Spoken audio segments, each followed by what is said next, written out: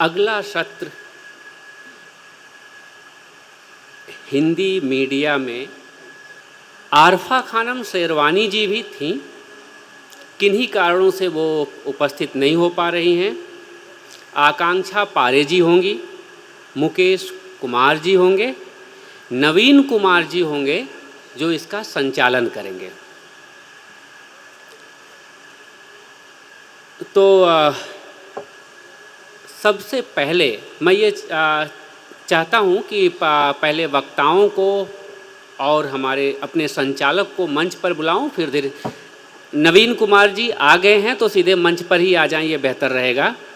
अकु श्रीवास्तव जी को मैं आमंत्रित करता हूं। आप जानते हैं कि नवोदय टाइम्स में संपादक हैं, उसके अलावा भी बहुत सी पत्र पत्रिकाओं में उनकी भूमिका रही है। मैं बहुत सम्मान के साथ अकु श्रीवास्तव को आमंत्रित करता हूं। अकु श्रीवास्तव जी,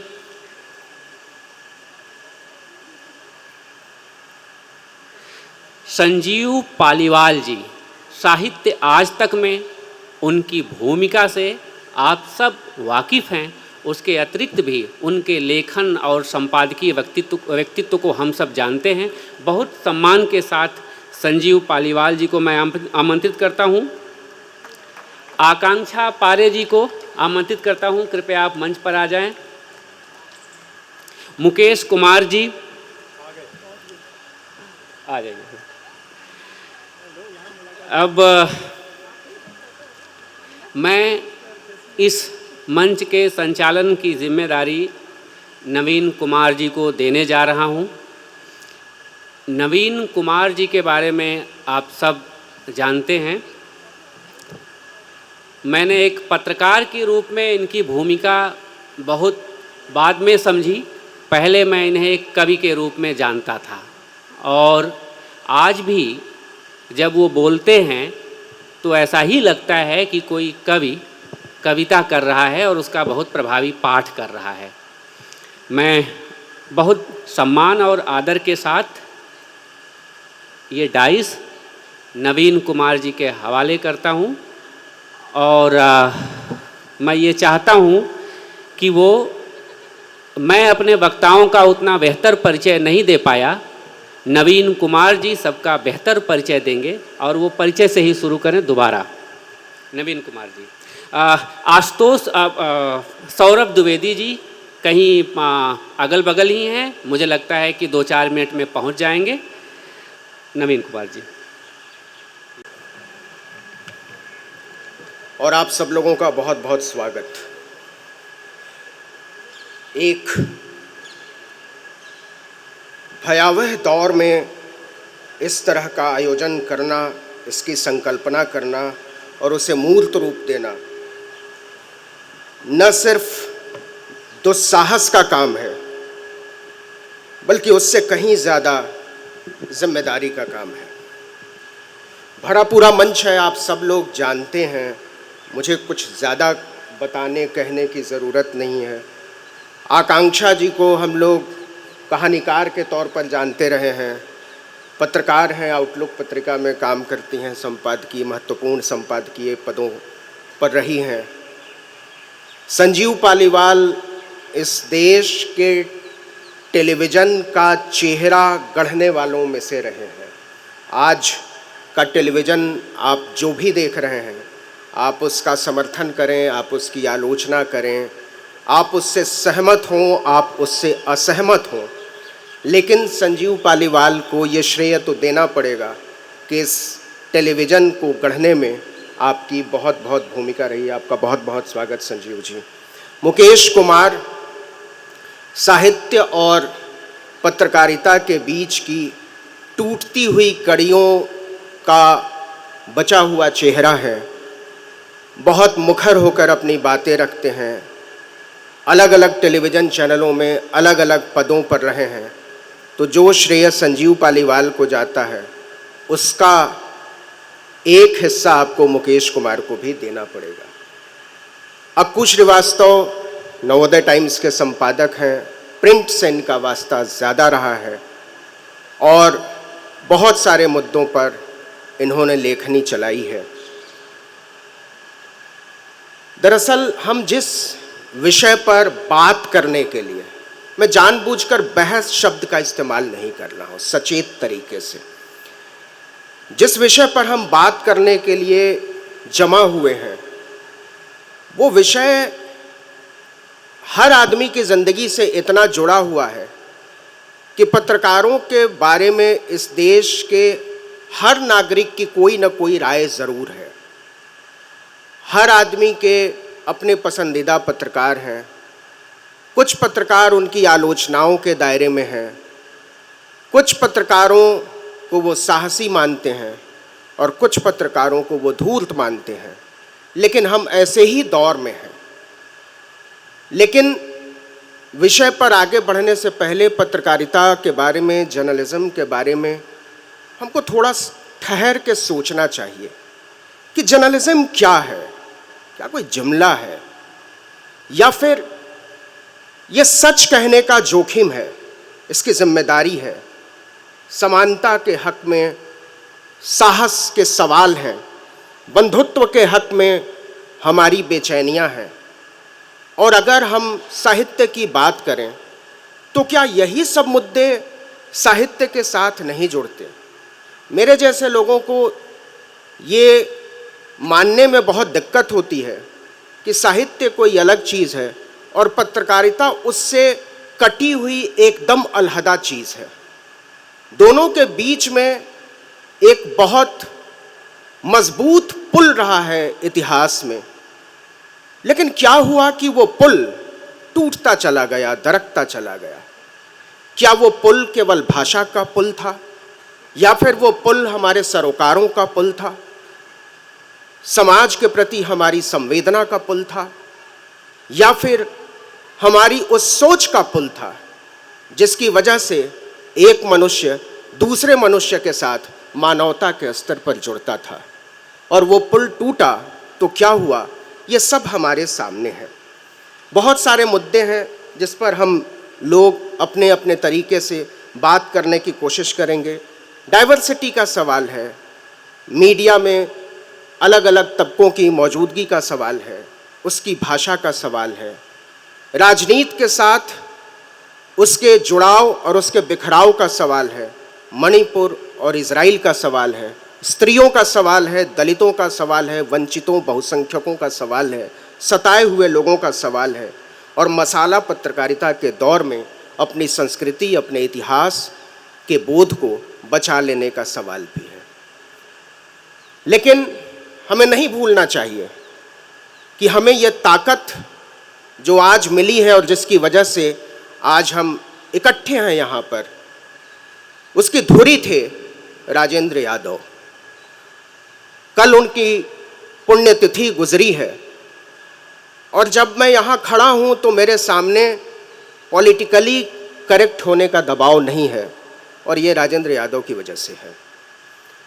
क्योंकि पॉलिटिकली करेक्ट होने के चक्कर में कई बार हम मनुष्यता के खिलाफ चले जाते हैं, कई बार हम बंधुत्व के खिलाफ चले जाते हैं, कई बार हम उस चेतना के खिलाफ चले जाते हैं जो हमें एक दूसरे के साथ खड़े रखने में मदद करती है।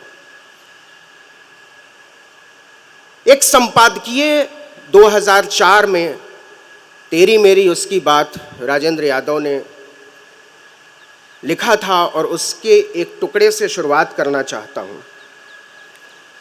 और वो इसलिए ज़रूरी है पढ़ना कि हम समझ सकें कि पत्रकारिता और साहित्य के बीच का वो पुल जो बड़ी मुश्किल से राजेंद्र जी ने जोड़ा था, वो कैसे टूटता चला गया। उन्होंने लिखा था, पिछड़ों के न तो अपने बुद्धिजीवी हैं न रचनाकार, ये ज़रूरत उन्होंने ऊपर वालों से ही पूरी की है। वे ब्राह्मणों के क्षत्रिय साहित्य को ही अपना भी मानने की खुशफहमी में बने रहे हैं। जिस तरह दलितों और स्त्रियों का कोई इतिहास नहीं है, उसी तरह सवर्ण कुलीन अर्थ में पिछड़ों की न तो अपनी संस्कृति है न शास्त्र। उनके पास अपना कहने के लिए सिर्फ भेदस लोक है। लेकिन सवाल है कि जब उस भेदस लोक को ही आपसे छीन लिया जाए, बेरहमी से उस लोक को कुचल दिया जाए, तो हमारे मुद्दे क्या हों? जब हमसे सवाल पूछने और जवाब पाने का अधिकार छीन लिया जाए तो हमारे चेतना का स्तर क्या हो। और यहाँ पर मैं आपको लेकर चलना चाहता हूँ 2016 के साल में। तारीख थी 17 जनवरी की और दिल्ली में भयानक सर्दियाँ पड़ रही थीं। संसद का सत्र चल रहा था और एक खबर आई थी, हैदराबाद के एक कमरे में एक नौजवान 25 साल के नौजवान की लटकती हुई लाश मिली थी और उस लटकती हुई लाश के नीचे एक चिट्ठी पड़ी हुई थी। उस चिट्ठी के एक हिस्से को मैं पढ़ना चाहता हूँ और उसके बाद हम सवालों पर आएंगे। वो चिट्ठी थी, आप जब ये पत्र पढ़ रहे होंगे तब मैं नहीं होऊंगा, मुझ पर नाराज मत होना। मैं हमेशा एक लेखक बनना चाहता था, विज्ञान पर लिखने वाला, कार्ल सगान की तरह, लेकिन अंत में मैं सिर्फ ये पत्र लिख पा रहा हूँ। मुझे विज्ञान से प्यार था, सितारों से प्यार था, प्रकृति से प्यार था, लेकिन मैंने लोगों से प्यार किया और ये नहीं जान पाया कि वो कब के प्रकृति को तलाक दे चुके हैं। हमारी भावनाएं दोयम दर्जे की हो गई हैं, हमारा प्रेम बनावटी है, हमारी मान्यताएं झूठी हैं, हमारी मौलिकता वैध है लेकिन बस कृत्रिम कला के ज़रिए। ये बेहद कठिन हो गया है कि हम प्रेम करें और दुखी न हो। एक आदमी की कीमत उसकी तात्कालिक पहचान और नज़दीकी संभावना तक सीमित कर दी गई है। आदमी एक आंकड़ा बनकर रह गया है, एक वस्तु मात्र। हो सकता है मैं गलत हूँ। अब तक दुनिया को समझने में, प्रेम, दर्द, जीवन और मृत्यु को समझने में ऐसी कोई हड़बड़ी भी नहीं थी, लेकिन मैं हमेशा जल्दी में था, बेचैन था एक जीवन शुरू करने के लिए। इस पूरे समय में मेरे जैसे लोगों के लिए जीवन अभिशाप ही रहा। मेरा जन्म एक भयंकर हादसा था। आप जो मेरा पत्र पढ़ रहे हैं, अगर कुछ कर सकते हैं तो मुझे अपनी 7 महीने की फेलोशिप मिलनी बाकी है, 1,75,000 रुपये। कृपया ये सुनिश्चित कर दें कि यह पैसा मेरे परिवार को मिल जाए। मुझे राम जी को 40,000 रुपये देने थे, उन्होंने कभी पैसे वापस नहीं मांगे, लेकिन प्लीज़ फेलोशिप के पैसे से राम जी को पैसे दे दें। मैं चाहूँगा कि मेरी शव यात्रा शांति से हो और चुपचाप हो। लोग ऐसा व्यवहार करें कि मैं आया और चला गया। मेरे लिए आंसू न बहाएं। आप जान पाएं कि मैं मरकर खुश हूँ। जीने से अधिक, छाया से सितारों तक, उमा अन्ना, ये काम आपके कमरे में करने के लिए माफ़ी चाहता हूँ। आखिरी बार, जय भीम, रोहित वेमुला। तो फिर हमको बात करनी पड़ेगी कि वो कौन लोग थे, वो कौन सी भावनाएं थी, वो कौन सी जड़ताएं थीं जिन्होंने एक संभावनाशील लेखक को फांसी पर लटकने पर मजबूर कर दिया और हमारी पत्रकारिता में कोई हलचल तक नहीं होती। कौन लोग थे जिन्होंने इसको टेलीविज़न चैनलों से खारिज कर दिया, अखबारों से खारिज कर दिया और इसे सिर्फ एक सुसाइड की तरह लिया। हमको बात तो करनी पड़ेगी और हमको सोचना पड़ेगा कि क्या ये चंद्रधर शर्मा गुलेरी की उसने कहा था कि भावुकता से आगे की चेतना नहीं है जो हमको मनुष्यता की तरफ ले जाता है। लेकिन पत्रकारिता के जिस दौर में हम हैं, और पत्रकारिता मतलब अगर बहुत बड़े पैमाने पर कहें तो टेलीविज़न की पत्रकारिता, वहाँ इन सवालों पर बात करने की गुंजाइश छोड़ दीजिए, सोचने की गुंजाइश भी ख़त्म कर दी गई है। तो ऐसा क्यों हुआ? कहाँ भूलें हुई? क्या उसमें सुधार की कोई गुंजाइश है? क्या बाज़ार के साथ हमारी जो सोच है मार्केटिंग टीम की, उसने पत्रकारिता के उस भाव को ही ख़त्म कर दिया है जिसकी वजह से हम पत्रकारिता जैसे पेशे में आए? ये सारे सवाल हैं जो हमको करना चाहिए। लेकिन सबसे पहले मैं आमंत्रित करना चाहता हूँ मुकेश कुमार को कि आप आएँ, और चूँकि इस चर्चा का एक बहुत बड़ा हिस्सा हम बातचीत का रखना चाहते हैं, लेकिन मुकेश कुमार को इसलिए शुरुआत करने के लिए बुला रहा हूँ कि वो इस खित्ते में और उस खित्ते में, दोनों खित्ते में रहे हैं। आप टेलीविज़न को बनाने वाले भी हैं और आप फिर टेलीविज़न की आज की जड़ता के विरोधी भी हुए। आपका साहित्य से भी वास्ता रहा है, पत्रकारिता से भी वास्ता रहा है।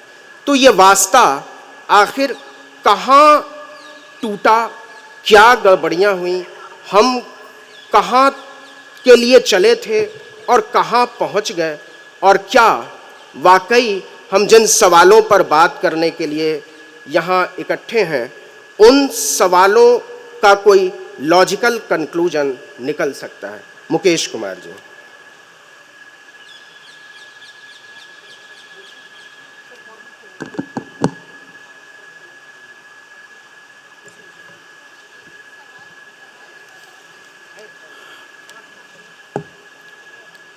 मैं अपनी बात शुरू करने से पहले थोड़ी सी चर्चा राजेंद्र यादव जी की करना चाहूँगा। अक्सर राजेंद्र यादव जी को स्त्री विमर्श, दलित विमर्श, अल्पसंख्यक विमर्श, इन सब के लिए इन सब का श्रेय दिया जाता है। उसे मुख्य धारा में, चर्चाओं के बीच में, बहस के केंद्र में लाने के लिए। लेकिन मीडिया विमर्श भी मैं समझता हूँ कि वो भी राजेंद्र यादव जी की ही देन थी। उसके पहले आप याद कीजिए कि जनसत्ता में देखी सुनी एक कॉलम छपता था, और मेरे ख्याल से अंग्रेज़ी के अखबार में एक कॉलम मीडिया पर छपता था। बस इतनी ही चर्चा मीडिया की होती थी। लेकिन हंस में उन्होंने मुझसे, मैं मानसिक रूप से तैयार नहीं था स्तंभ लिखने के लिए, लेकिन थोप दिया मेरे ऊपर कि अगले अंक से ये कॉलम जाना है। और वो सिलसिला शुरू हुआ और लगभग 9 साल तक हंस में वो नियमित रूप से वो स्तंभ कसौटी छपता रहा। और उस हंस ने जो पहल की, मैं समझता हूँ उसी की वजह से फिर जितनी भी साहित्यिक पत्रिकाएं आईं, उनमें मीडिया की उपस्थिति आप देख सकते हैं। मीडिया पर कॉलम, मीडिया पर टिप्पणियाँ, मीडिया पर लेख आदि का सिलसिला शुरू हो गया। और राजेंद्र यादव जी ने केवल यही नहीं किया, उन्हें पत्रकारों से कहानियाँ भी लिखवा दी, हम लोगों से कहानियाँ भी लिखवा दी, और उसका संकलन भी छप कर आ गया। पहले हंस में आया और फिर उसके चुनिंदा कहानियों का संकलन ब्रेक के बाद आया। तो आज मैं इसे रेखांकित करना चाहता हूँ कि जब कभी मीडिया विमर्श की बात हो तो रोज राजेंद्र यादव जी के इस योगदान को भी ध्यान में रखा जाना चाहिए।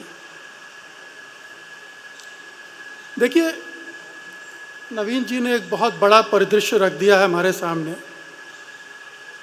न केवल मीडिया का बल्कि समाज का, राजनीति का, लोकतंत्र का, वो सारे पहलू उन्होंने अपनी प्रस्तावना में रखे हैं।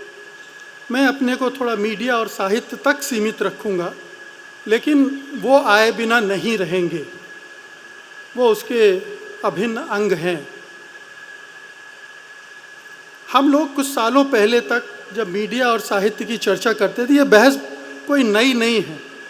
हम पिछले लगभग 3 दशकों से इस पर बात कर रहे हैं कि कैसे मीडिया में साहित्य की जगह सिकुड़ती चली गई है, ख़त्म होती चली गई।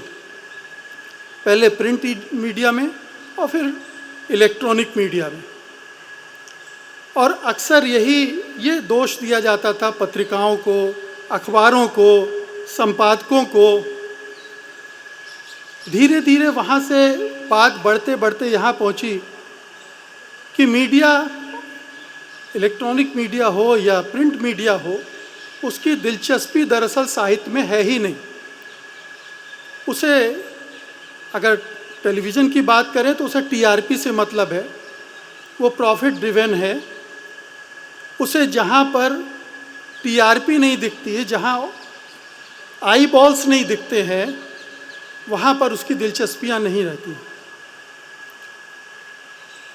और इसके साथ ये जो व्यावसायिकता आई पूरे जन माध्यमों में, उन्होंने कैसे साहित्य को और साहित्यकारों को, दोनों को हाशिए पर फेंक दिया।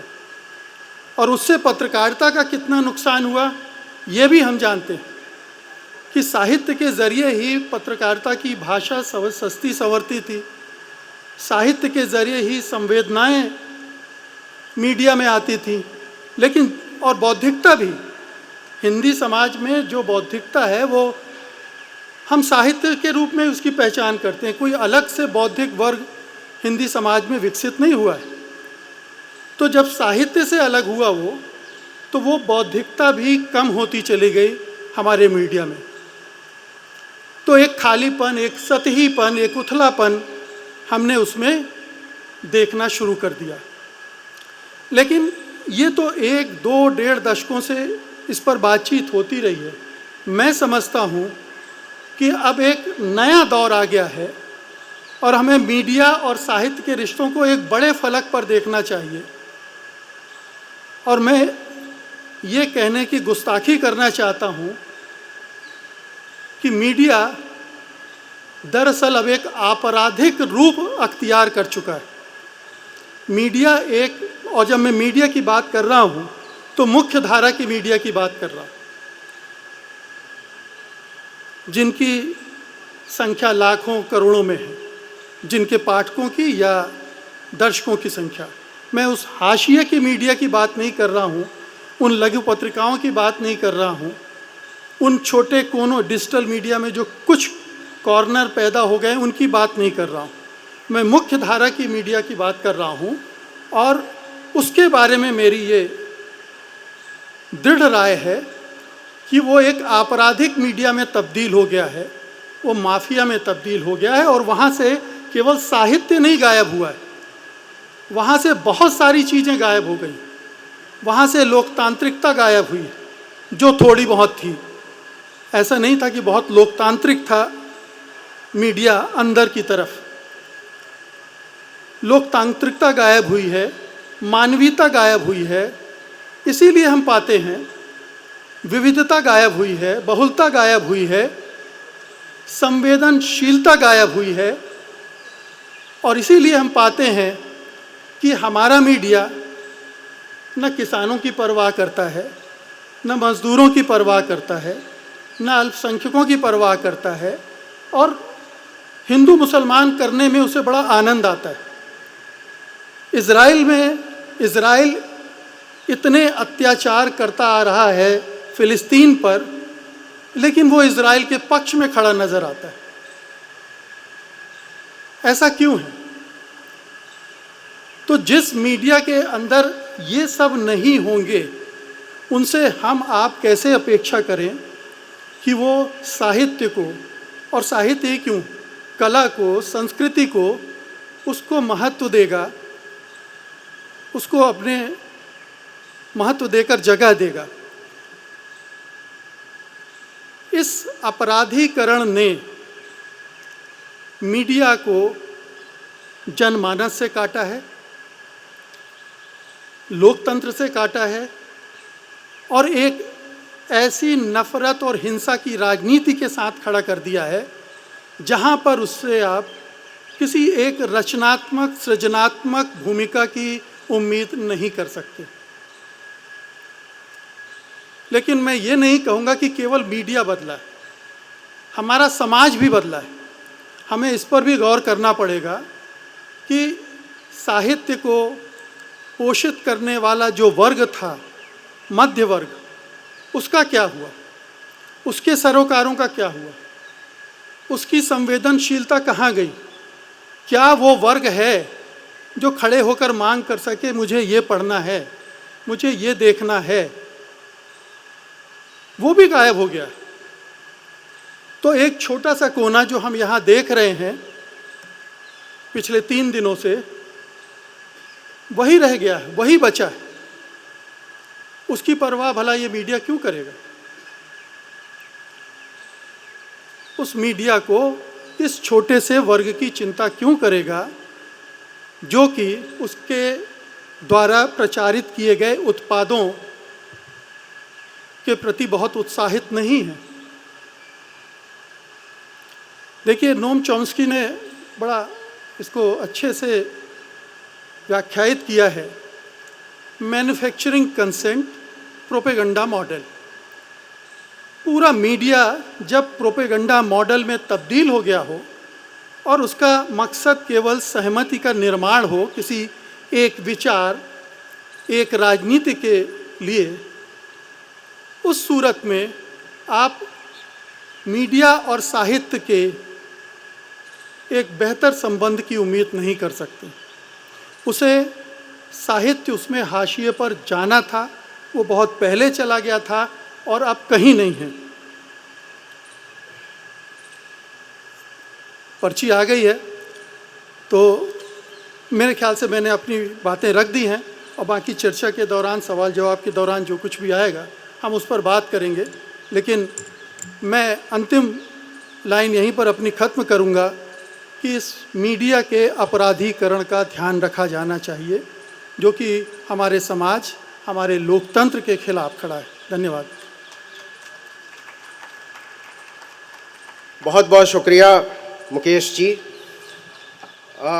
हम लोग दरअसल बात करना चाहते हैं, सौरभ बोलेंगे और अक्कू जी बोलेंगे और फिर हम बातचीत का सिलसिला शुरू करेंगे। 5-5 मिनट हम बस अपनी शुरू में बात करेंगे। मुकेश जी ने जो बात कही उसका एक लाइन में लब्बो लुआब ये है कि इस मुल्क की तबाहियों में सहाफ़ियों का भी हाथ है, जो झूठ था सब वही लिखा, जो सच था सो लिखा नहीं। हमारे बीच सौरभ द्विवेदी हैं, ललन टॉप के संपादक हैं, इंडिया टुडे के भी संपादक हैं। डिजिटल, प्रिंट और टेलीविज़न तीनों विधाओं को सौरभ ने साधा है, लेकिन इस साधना के बीच में आलोचना भी है, घेरे भी हैं, टूटना भी है, संभलना भी है। और ये एक पत्रकार के ज़िंदगी का पार्ट एंड पार्सल होता है। हम मनुष्य हैं, हम गलतियां करते हैं, हम सीखते हैं, हम समझते हैं और उस समझ के स्तर पर अपनी संवेदना को गढ़ते हैं। लेकिन सौरभ से हम ये समझना चाहेंगे इस 5 मिनट के उद्बोधन में कि क्या जो न्यूज़ रूम की संरचना है उसका भाषा के गठन में कोई रोल होता है, क्योंकि जब हम चर्चा करेंगे तो इस पर हम विस्तार से बातचीत करना चाहेंगे। सौरभ, बाकी आप जो भी।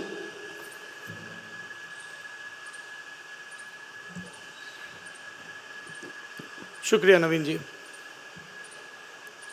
इससे पहले कि मैं विषय पर बोलूं, मैं ये बता दूं कि मैं यहाँ क्यों आया हूँ।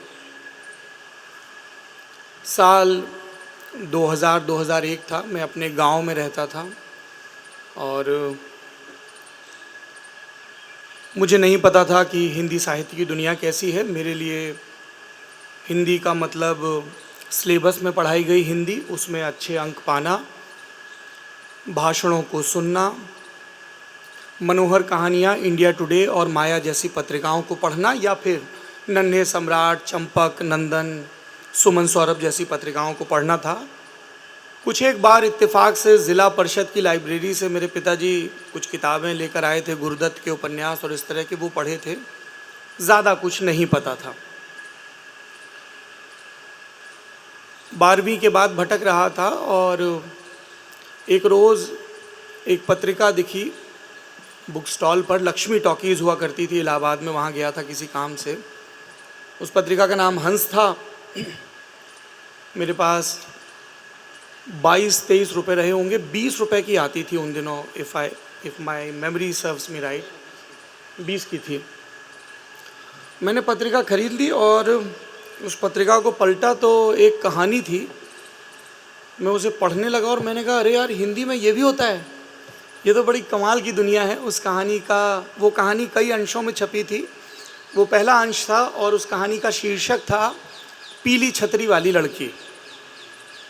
मैंने कहा, ये तो जादू है।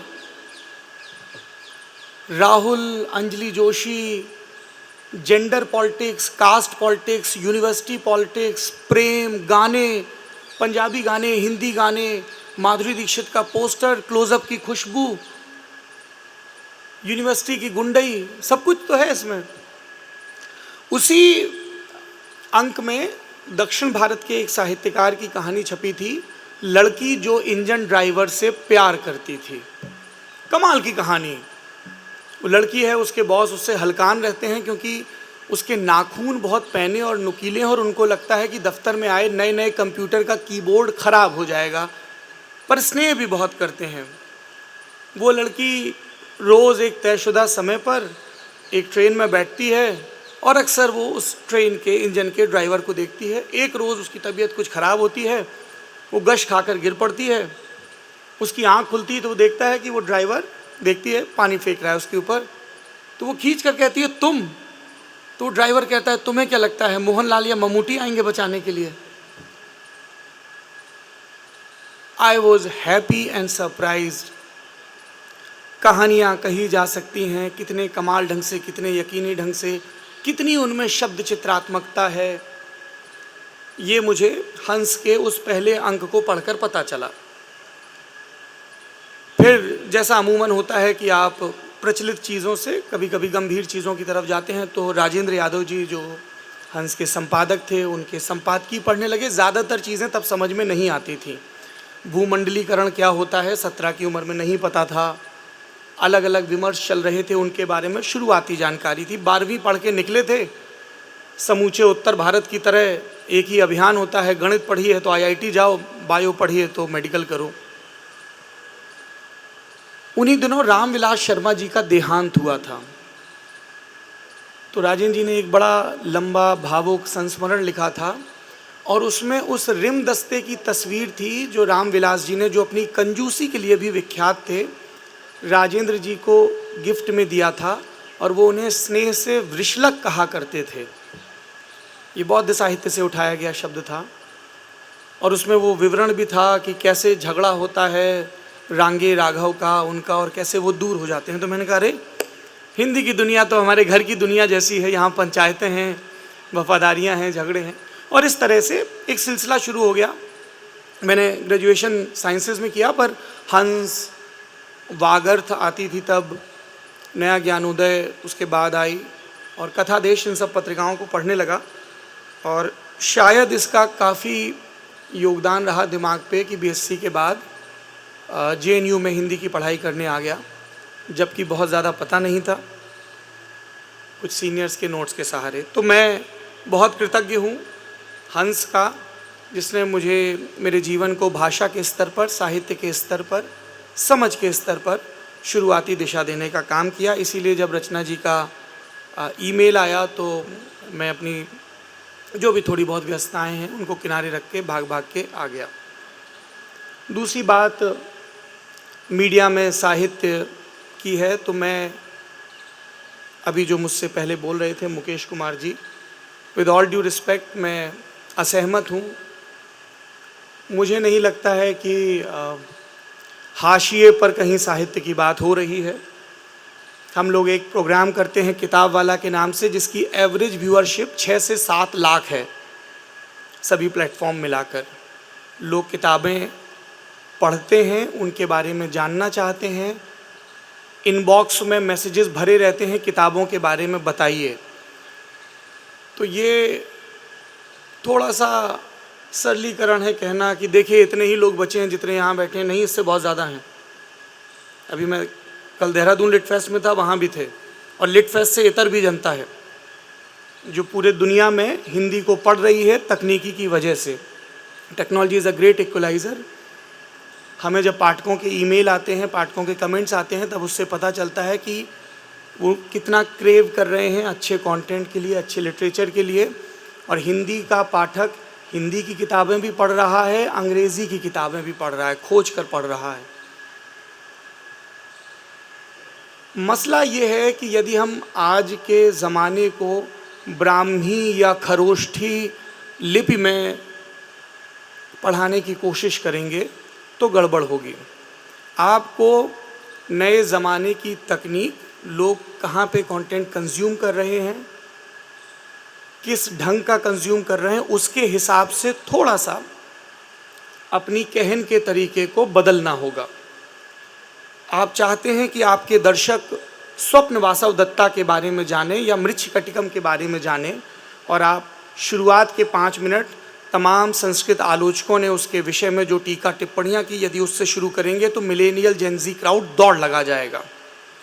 पर अगर आप इन नाटकों की कहानी सुरुचिपूर्ण ढंग से बताएं और फिर क्रमशः जब वो दर्शक, जब वो पाठक आपसे राब्ता कायम कर ले, फिर गंभीर चीज़ें बताएं। इसीलिए मैंने कहा कि मैंने पहले पीली छतरी वाली लड़की पढ़ी, फिर लड़की जो इंजन ड्राइवर से प्यार करती थी पढ़ी, और उसके बाद राजेंद्र जी के और तमाम विद्वानों के संपादकीय पढ़े। कभी शैलेश मटियानी की स्मृति में अंक निकला, और this is how we are.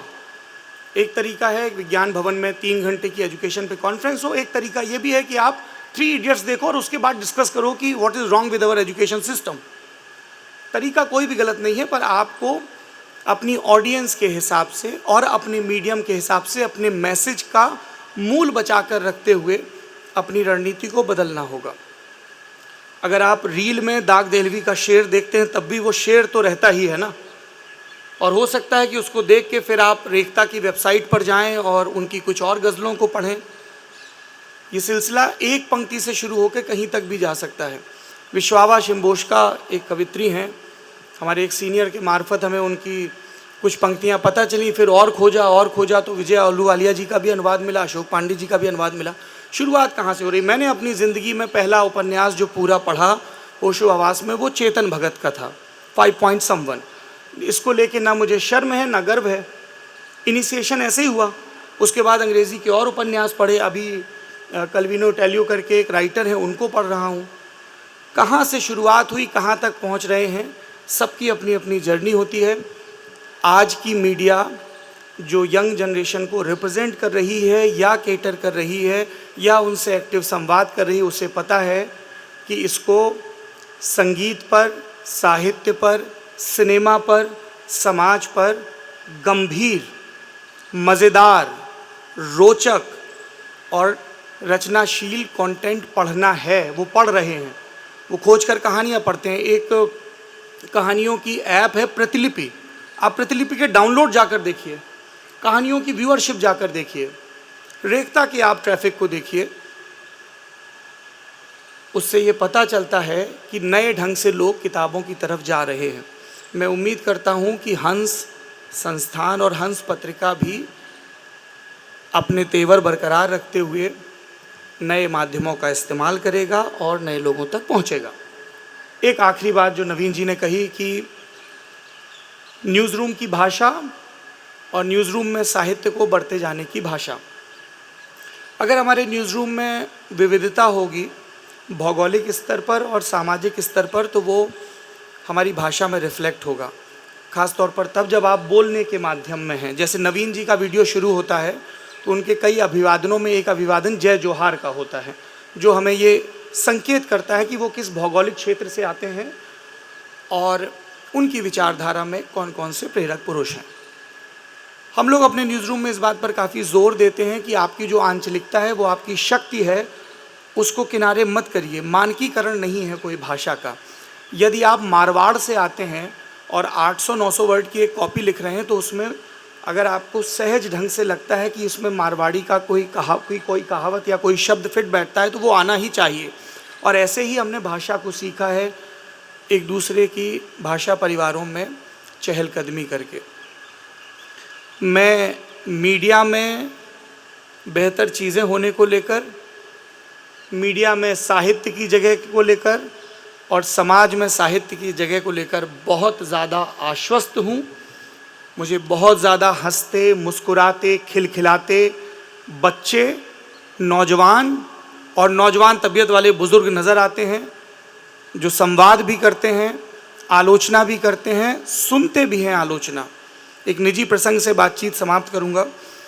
JNU में मेरे प्रोफेसर हुआ करते थे, प्रोफेसर पुरुषोत्तम अग्रवाल। कल एक आयोजन में हम साथ थे, आयोजन से पहले बातचीत हो रही थी। अलग अलग पंथों की राजनीति और उसके साथ कैसे क्रिटिकली इंगेज किया जाए, इसको लेकर बात हुई। प्रोफेसर साहब ने कुछ कहा और मेरी उससे असहमति थी। उस समय उन्होंने उसका प्रतिवाद कर दिया। आज मैं जब नीचे उतरा एयरपोर्ट से, फ़्लाइट लैंड की, तो मैंने देखा उनकी मिस कॉल है। मैंने घर जाके फ़ोन किया। प्रोफेसर साहब बोले कि यार मैं सॉरी बोलना चाहता था। मैं अवाक हूँ भाई, इतना विद्वान व्यक्ति हिंदी का, जिससे हमने कितना कुछ सीखा और जिससे सबसे ज़रूरी सबक सीखा जो हिंदी प्रदेश को खूब सीखना चाहिए कि अगर आप वाकई हिंदी का हित चाहते हैं, बल्कि इसको यूँ कहें कि वाकई अपना हित चाहते हैं, क्योंकि हिंदी तो हम लोग हैं ना, तो आपको सभी भाषाओं के बारे में, सभी तरह के विषयों के बारे में पढ़ना होगा। आप अपने आप को किसी चार दीवारी में भाषा की, विचार की, साहित्य की ना बांधें। मेरे सामने त्रिपुरारी शरण जी बैठे हैं, कभी आप इनसे बात करिए, ये आपसे सिनेमा पे बात करेंगे, ये संगीत पे बात करेंगे, ये भोजन पर बात करेंगे, और जब ये बात करेंगे तो आप सिर्फ बात के स्तर पर समृद्ध नहीं होंगे, भाषा के स्तर पर समृद्ध होते हैं, संवेदना के स्तर पर समृद्ध होते हैं। रविकांत जी जब किसी पॉपुलर मीडियम की व्याख्या लिखते हैं CSDS से आने वाले जर्नल में, तब भी भाषा समृद्ध होती है।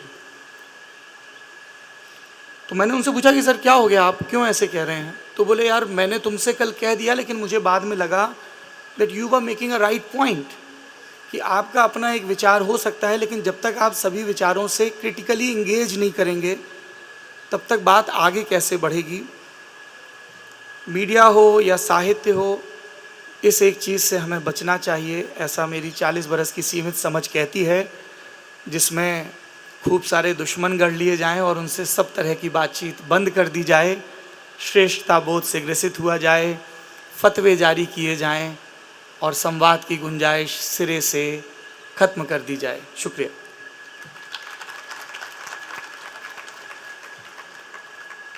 शुक्रिया सौरभ। अक्कू श्रीवास्तव, प्रिंट इनका स्पेशलाइजेशन। एक ज़माना था जब हर अखबार का सर्कुलेशन इतवार और शनिवार के दिन बढ़ जाया करता था, सबके साहित्यिक सप्लीमेंट आया करते थे, जनसत्ता का बड़ा इंतज़ार रहता था। रविवारी का प्रियदर्शन जी हमारे सामने बैठे हुए हैं, हम लोगों ने उसको पढ़ पढ़ के लिखना सीखा, लेकिन फिर वो ख़त्म होता चला गया। उसकी भी कुछ वजहें समझ में आती हैं, लेकिन चूँकि आप खुद एक संपादक हैं अखबार के, तो आपकी समझ क्या कहती है कि ये ख़त्म हो गया या ख़त्म कर दिया गया?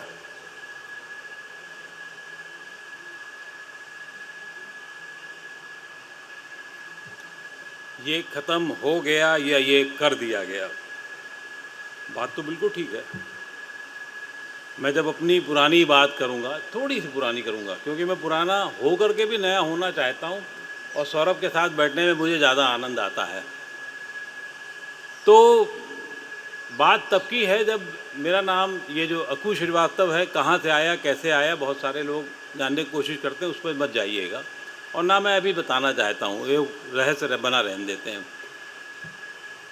आपातकाल के दौर की बात थी, और तब लिखने का कुछ कीड़ा इस तरीके से आया कि हे रेगिस्तान तू कब होगा हरा भरा वाला टाइप में।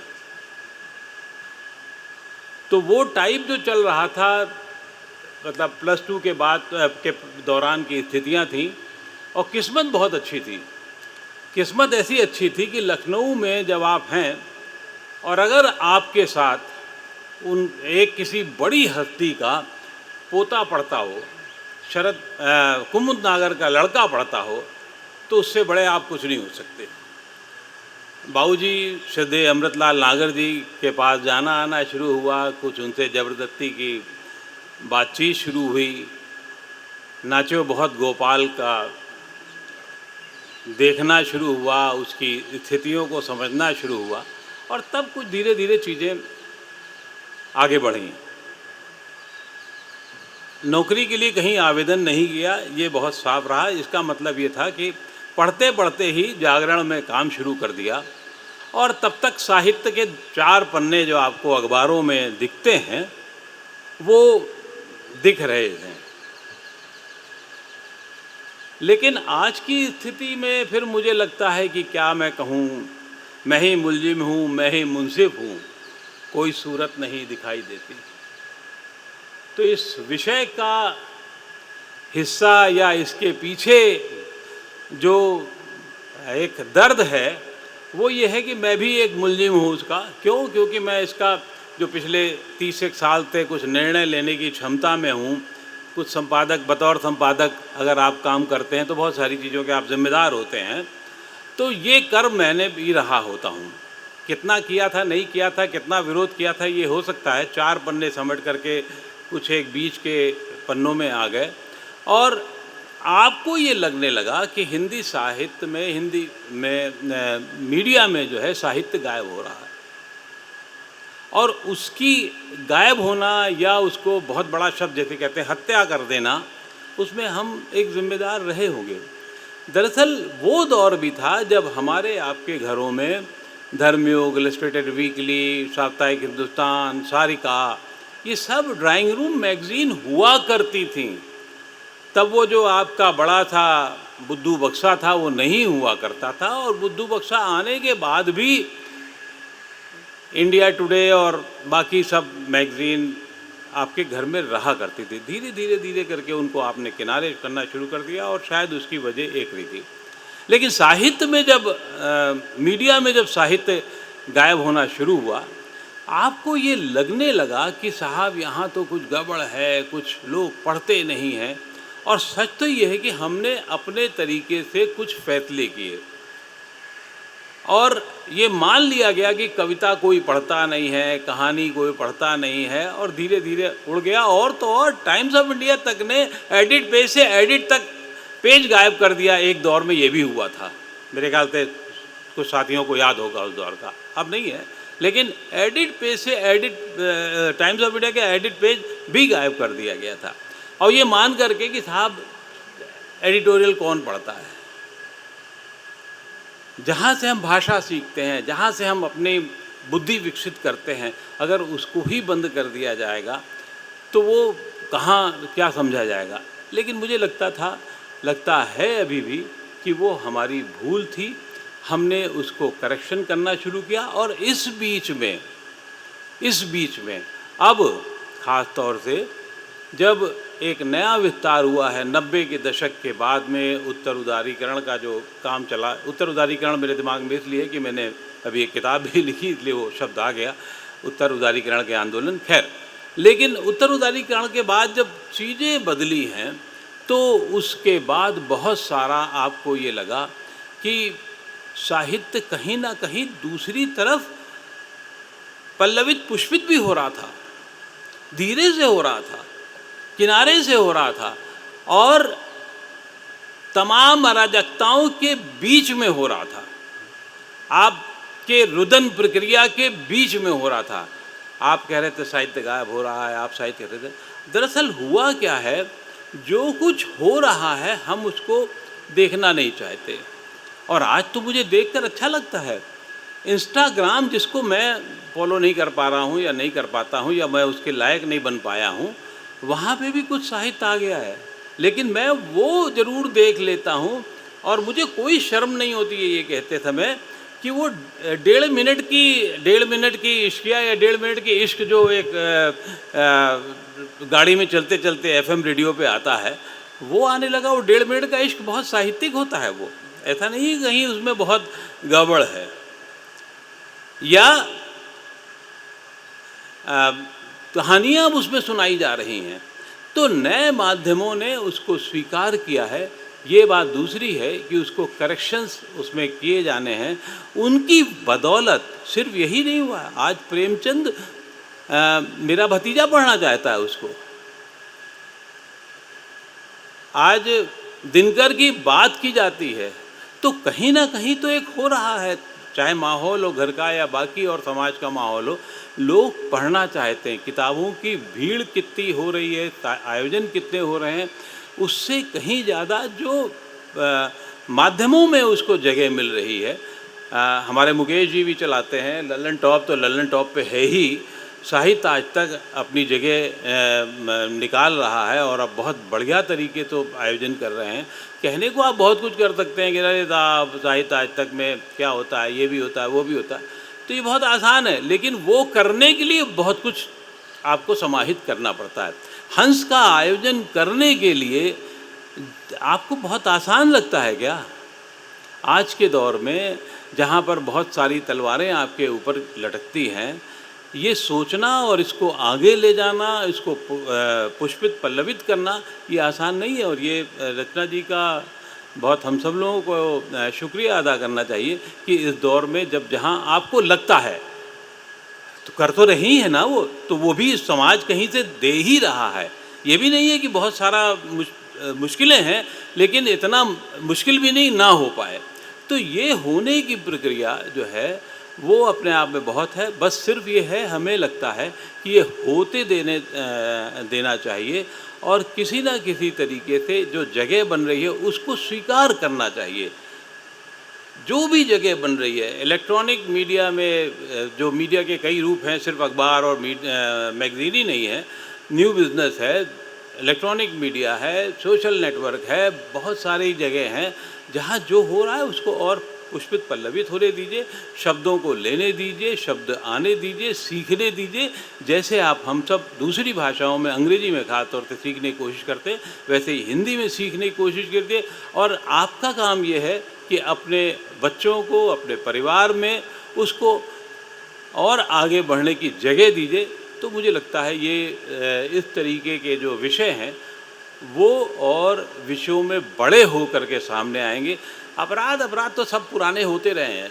उस 40 साल पहले अपराध नहीं होते थे जब अखबार में सिर्फ और सिर्फ पहले पेज पे महीने में 25 दिन प्रधानमंत्री का भाषण छपता था, तब अपराध नहीं होता था।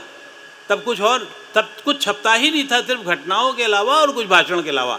आज एनालिसिस छपती हैं, आज क्यों चीज़ें हो रही वो छपता है, बहुत कुछ आपको दुनिया पता लगती रहती है। तो इसलिए मेरे ख्याल से रुदन प्रक्रिया में ना शामिल होकर के जो नया हो रहा है, जो नए होने की कोशिश हो रही है और जो और नया किया जा सकता है वो किया जाए। मेरी तो बहुत सूक्ष्म सी जो क्षमता है, मैं अपनी बात यहीं पे समाप्त करता हूँ। धन्यवाद। बहुत बहुत शुक्रिया अक्कू जी।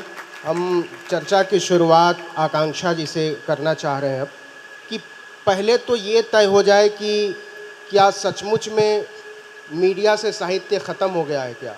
मतलब तभी तो बात होगी ना आगे की, कि साहित्य अगर ख़त्म हो गया है तब फिर इस पर आगे की चर्चा हो कि इसको बहाल करने की ज़रूरत भी है या नहीं, या दोनों साथ साथ चल सकते हैं या नहीं। तो सबसे पहले तो ये कि आप मानती हैं कि मीडिया में साहित्य ख़त्म हो गया है या बचा हुआ है, तो किस हद तक बचा हुआ है? जितना पहले था उतना ही बचा हुआ है। मीडिया से साहित्य कहीं नहीं गया है, क्योंकि सबसे पहले हमें परिभाषा समझने की ज़रूरत है कि साहित्य क्या है, फिर दूसरी बात समझने की ज़रूरत है कि मीडिया क्या है। एक बहुत छोटी सी घटना बताती हूँ। बीएससी के एग्ज़ाम्स चल रहे थे और लास्ट पेपर था, और ये लगभग मेरे ख्याल से 70 की बात होगी। और हमारी एक परिचित हैं जो अब तो नहीं रही कोरोना में, उनका बॉटनी का पेपर था और सारी लड़कियां टहल के अपने नोट्स पढ़ रही थी और बिल्कुल बस जाना ही है, घंटी बजने ही वाली है।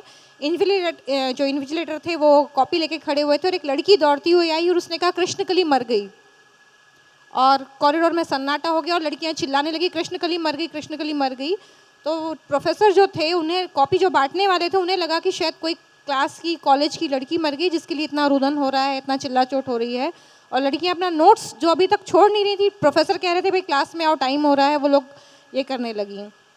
तो वो जो कृष्णकली थी वो पात्र थी कृष्णकली उपन्यास की, लेखिका थी शिवानी, और वो पत्रिका जिसमें धारावाहिक रूप में छप रहा था वो था धर्मयुग। तो एक वक्त ये भी था कि कृष्णकली की ताकत ये थी कि प्रोफेसर जो कह रहे हैं कि भाई क्लास में आइए, कॉपी बंटने वाली है, आप पेपर लिखिए, तो पेपर का चिंता छोड़ के उन्हें ज़्यादा चिंता ये कि अरे मतलब इसके पास धर्मयुग पहले आ गया और इसने कृष्णकली का आखिरी धारावाहिक पढ़ कर आई है। धीरे धीरे जब हम वापस आए और आपको जैसा जो लोग कहते हैं कि बंद हो गया है, तो मुख्य धारा की पत्रिकाएं अभी आउटलुक और इंडिया टुडे, किसी ज़माने में इंडिया टुडे में भी कहानी छपा करती थी और आउटलुक में भी कहानियाँ छपा करती थी। उसके बंद होने पर, मतलब उनमें कहानियाँ छपना बंद होने पर अगर ये मान लिया जाए कि साहित्य ख़त्म हो गया है तो बहुत गलत बात है, क्योंकि मीडिया ने जैसे अपना स्वरूप बदला वैसे साहित्य ने भी बदला। अगर न्यू मीडिया ने एंट्री ली तो साहित्य ने भी उस तरह से बदला।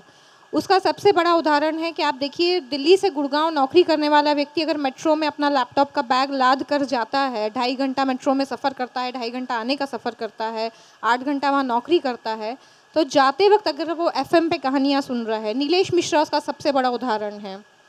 शहरों की कहानियाँ, छोटे लोगों की कहानियाँ, जो कहीं ना कहीं है वैसी कहानियाँ, आप और हमारी कहानियाँ जो हम पढ़ना चाहते हैं।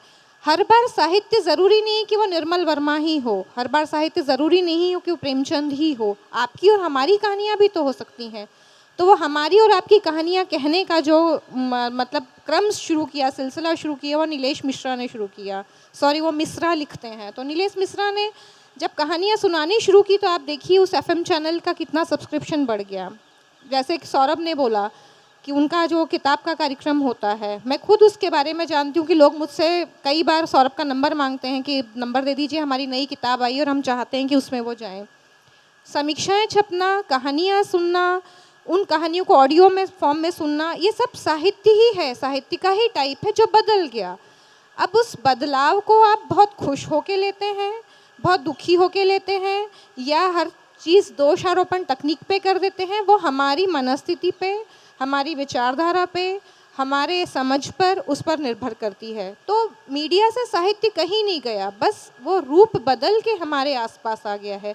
एफएम में कहानियाँ सुनाई जा रही हैं, चैनल्स पे कहानियाँ सुनाई जा रही हैं, ऑडियो बुक्स का मार्केट आप देखिए, हर प्रकाशक अपनी किताबों को ऑडियो फॉर्मेट में लेकर आ रहा है। मैंने खुद सेपियंस जो है वो ऑडियो फॉर्मेट में सुनी है कोरोना के वक्त। मतलब मेरे पास वक्त नहीं होता था, खाना भी बनाना है, सफाई भी करना है, तो मैं अपने हेडफोन लगा के मैंने पूरा सेपियंस ऑडियो फॉर्मेट में ही उसको सुना, क्योंकि पढ़ना का समय नहीं है।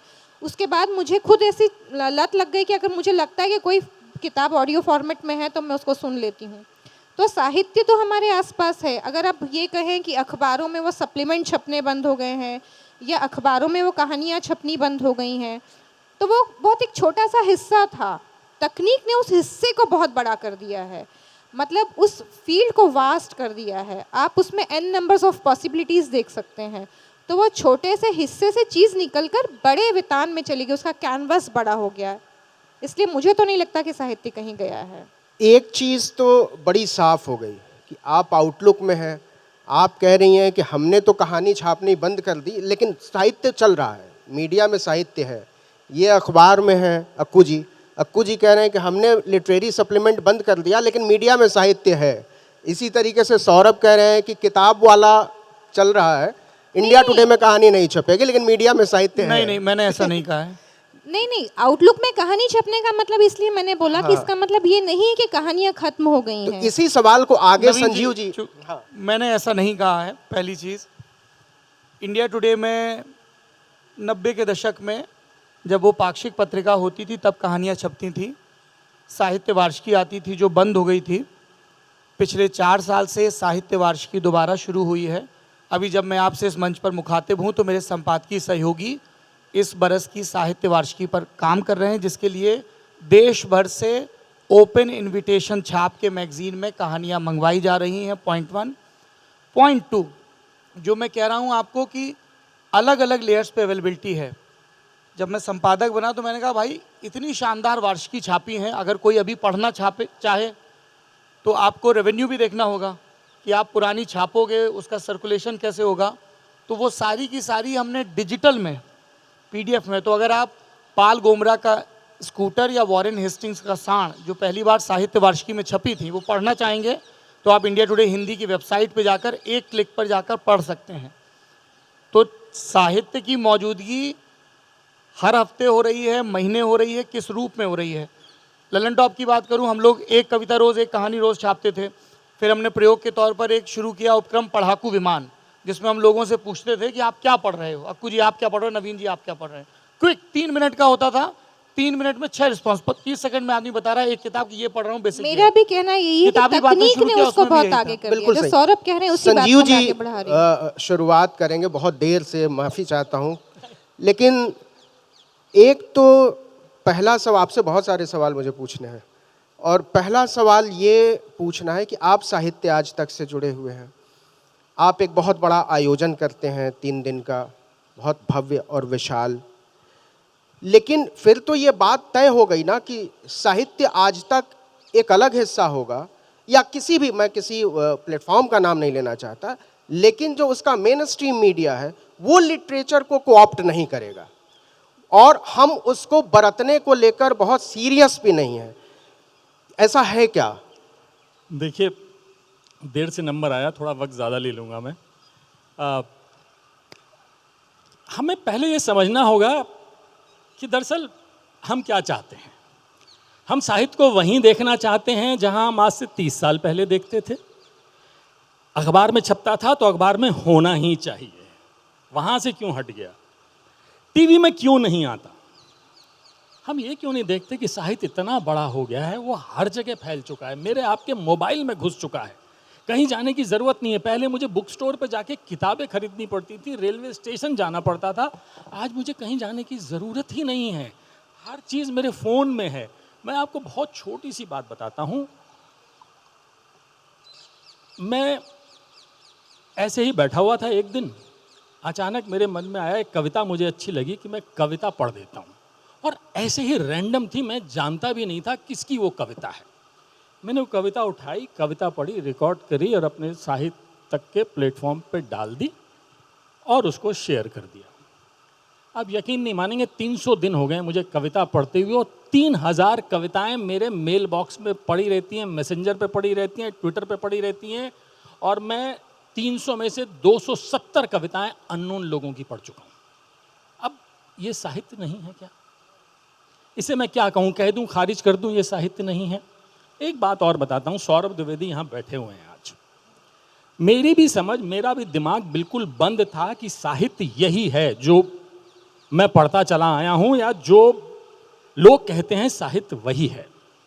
आपने साहित्य आज तक का जिक्र किया, मेरे ऊपर एक जिम्मेदारी आई कि हमको एक फेस्टिवल करना है। मैंने अपनी लिस्ट बना ली। मैं सौरभ को जानता नहीं था तब तक। मुझे मेरे बॉस ने कहा सौरभ द्विवेदी से मिल लेना, उनको अपनी लिस्ट दिखा देना।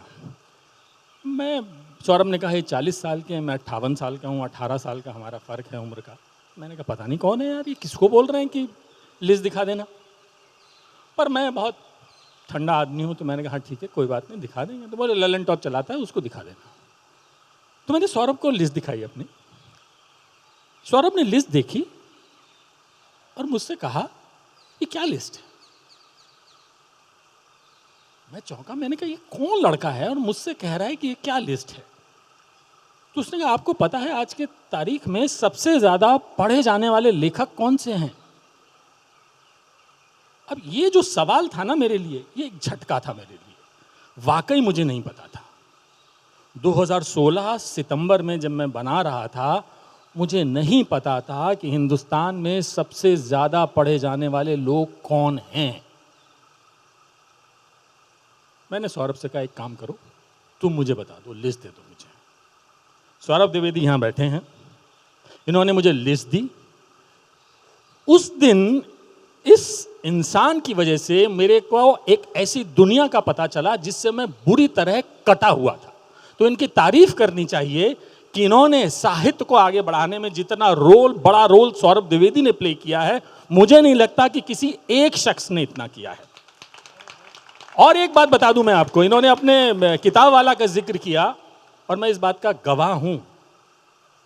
जिस दिन ये किताब वाला प्रोग्राम करते हैं उस रात पब्लिशर 400-500 कॉपी एक्स्ट्रा बेच लेता है। अब ये साहित्य नहीं है क्या? साहित्य की सेवा नहीं है क्या? या हम साहित्य को वहीं देखना चाहते हैं? और आपका जो सवाल था, दो अलग अलग, देखिए मीडियम को मीडियम की तरह देखना पड़ेगा।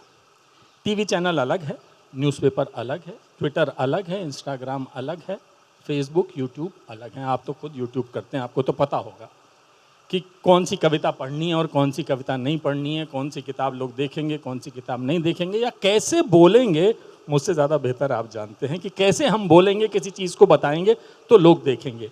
फेस्टिवल अलग होता है, फेस्टिवल अलग तरीके से बनता है, टीवी चैनल अलग तरीके से बनता है। सारी सब्जियां एक तरीके से आप नहीं बना सकते, तो वो एक सीमा रेखा का आपको ध्यान रखना पड़ेगा और वो ख्याल रखा जाता है। संजीव जी, आप बहुत सही जगह पर ले आए चर्चा को। दरअसल जब हंस ने ये मीडिया में कितना साहित्य विषय रखा, तो इसका मकसद ये नहीं था कतई कि इसका मकसद किताबें बेचना या सिर्फ किसी तरीके से साहित्य को, ये संवेदना के स्तर पर जुड़ने जैसी बात थी। अगर आप मेन स्ट्रीम मीडिया से साहित्यिक रुझान, साहित्य क्या है? संवेदना ही तो है, सचेत होना, बंधुता, न्याय, समता के पक्ष में खड़े होना। अगर आप साहित्य को मीडिया से काट देंगे और अगर अपने मेन स्ट्रीम मीडिया को साहित्यिक रुझान के लोगों से अलग कर देंगे और सचेत तरीके से उनको अपनी जगह में नहीं रखेंगे तो निश्चित तौर पर वही होगा जो आज हो रहा है, वो क्रूरता, दमन और अत्याचार के पक्ष में खड़े होंगे।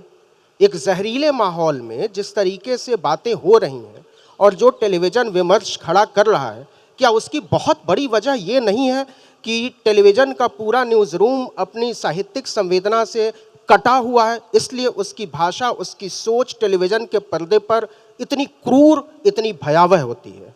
एक छोटा सा उसमें एक करेक्शन करना चाहूँगी कि जो आप कह रहे हैं कि साहित्य मेन स्ट्रीम से कट गया है, तो केवल मीडिया का या उसका वो नहीं है। आप ये देखिए कि अभी नूडल्स की तरह कहानियाँ और कविताएं आ जाती हैं। यहाँ बम गिरा नहीं कि वहाँ कविता बाहर, यहाँ दंगा हुआ नहीं कि वहाँ कविता बाहर, यहाँ कोई घटना घटी नहीं कि कविता बाहर। कविता या कहानी इंस्टेंट नूडल्स नहीं है, ये नौर का सूप नहीं है कि 2 मिनट और सूप तैयार हो गया। बहुत इंटेंस तैयारी मांगता है कोई भी मतलब कहानी, कविता, रिपोर्टाज, कुछ भी। इवन केवल 250 शब्दों की खबर लिखने के लिए भी प्रिंट में पूरा दिन आपको मिलता है, लेकिन टेलीविज़न इतना इंस्टेंट चलता है कि आपको खबर तुरंत, अगर आप ज़रा भी पिछड़े कि आपको संपादक को जवाब देना होता है, संपादक को मालिक को जवाब देना है और मालिक मार्केटिंग वालों को जवाब देता है। मतलब वो सारा एक चक्र है जिसको कोई भी एक खांचे को में आप चक्र को फंसाकर रोक नहीं सकते हैं। तो उस चक्र के लिए ये नहीं कह सकते हैं कि क्रूरता आ गई है, भाषा में क्रूरता हो गई है। ये जल्दबाजी है जो धीरे धीरे जाके सेटल होगी। ये गुबार है, धूल है, जिसको ठहरने में, नीचे आने में वक्त लगेगा। तो इसलिए ये जल्दबाजी है कि हम कहें कि हमारी भाषा क्रूर हो गई है या मेन स्ट्रीम से अलग हो गया है। ऐसा कहीं पर कुछ भी नहीं है। मुकेश जी, मतलब ये जल्दबाजी है कि भाषा क्रूर हो गई है और वो दमनकारी हो गई है, अत्याचार के पक्ष में खड़ी नजर आती है, वो इजराइल में नजर आती है, मणिपुर में नजर नहीं आती है। तैयारी मांगती है। ये भी एक इस सवाल पर हम लोग बात कर लेंगे कि भाषा तैयारी मानती है, तो ये तय कौन करेगा कि कौन तैयार है या कौन तैयार नहीं है? नवीन जी, मुकेश जी, एक तो मैंने पहले ही जब कहा था तो ये राइडर लगाया था कि मैं मुख्य धारा के मीडिया के बारे में बात कर रहा हूँ, जो कि 95% है। उस 95% में साहित्य कहाँ है? मेरा प्रश्न ये था। हम लोग करीब 1.5 घंटे से चर्चा कर रहे हैं। हमने कितने प्रोग्राम की बात की है, आप बताएंगे? एक किताब वाला, साहित्य आज तक, और कोई चर्चा आई है क्या? किसी प्रोग्राम की कोई चर्चा नहीं आई। एक मैं करता हूँ ताना बाना, 8-10 हज़ार से ज़्यादा व्यूज़ नहीं आते हैं उसके। साहित्य आज तक बड़ा प्लेटफॉर्म है, 5-7-10 लाख लोग उसको देख लेते हैं। लेकिन जो बड़ा मीडिया परिदृश्य है उसमें कहाँ है? मेरा प्रश्न ये था। दूसरा सवाल जो आपने भाषा का किया, भाषा का उठाया, आप भाषा को देखिए ना, भाषा विज्ञानियों से बात कीजिए। जिस भाषा का इस्तेमाल टेलीविज़न में आजकल हो रहा है वो कौन सी भाषा है? उस साहित्य से कितनी जुड़ी हुई है, कितनी दूर है, उसमें कितनी हिंसा है, कितनी नफरत है। और ये केवल हिंदुस्तान की बात नहीं कर रहा हूँ मैं, ये दुनिया भर के मीडिया में हो रहा है। एक पूरा ट्रेंड है। हम यहाँ बैठ के केवल भारतीय न्यूज़ चैनलों या मीडिया की बात नहीं कर रहे हैं, दुनिया भर में जो ट्रेंड चल रहा है। आप गूगल कीजिए, रिसर्च पेपर आपको ढेरों मिल जाएंगे। टेलीविज़न की बदलती भाषा, आप ये गूगल कीजिए, आपको बहुत सारे रिसर्च पेपर मिलेंगे। और न केवल लिखित या बोली जाने वाली भाषा, बल्कि विजुअल की भाषा, जो विजुअल में हिंसा आई है वो एक अलग तरह की कम्युनिकेशन कर रही है। सौरभ से हम समझना चाहेंगे। सौरभ, हमारा मीडिया इतना दलित, आदिवासी, बहुजन, मुस्लिम विरोधी क्यों है? क्या इसके पीछे जो भाषाई विविधता का न होना, उसकी सोच का न होना? क्योंकि ये मैं मानने को तैयार नहीं हूँ कि ये भारत की बहुसंख्यक जनता फसादी है, दंगाई है, वो नफरती है। वो बुनियादी तौर पर प्रेम चाहती है। और जो मीडिया की भाषा है वो प्रेम विरोधी भाषा है, वो मनुष्यता विरोधी भाषा है। तो हमारा मीडिया दलित विरोधी क्यों है, आदिवासी विरोधी क्यों है, मुस्लिम विरोधी क्यों है, और इसमें क्या रोल है भाषा का? नवीन जी, जब आप खुद खेल के मैदान में होते हैं तब आप रेफरी नहीं होते हैं। बहुत सारे मीडिया क्रिटिक हैं, यहाँ विनीत कुमार जी बैठे हुए हैं, न्यूज़ लॉन्ड्री है, बहुत सारे मीडिया क्रिटिक हैं।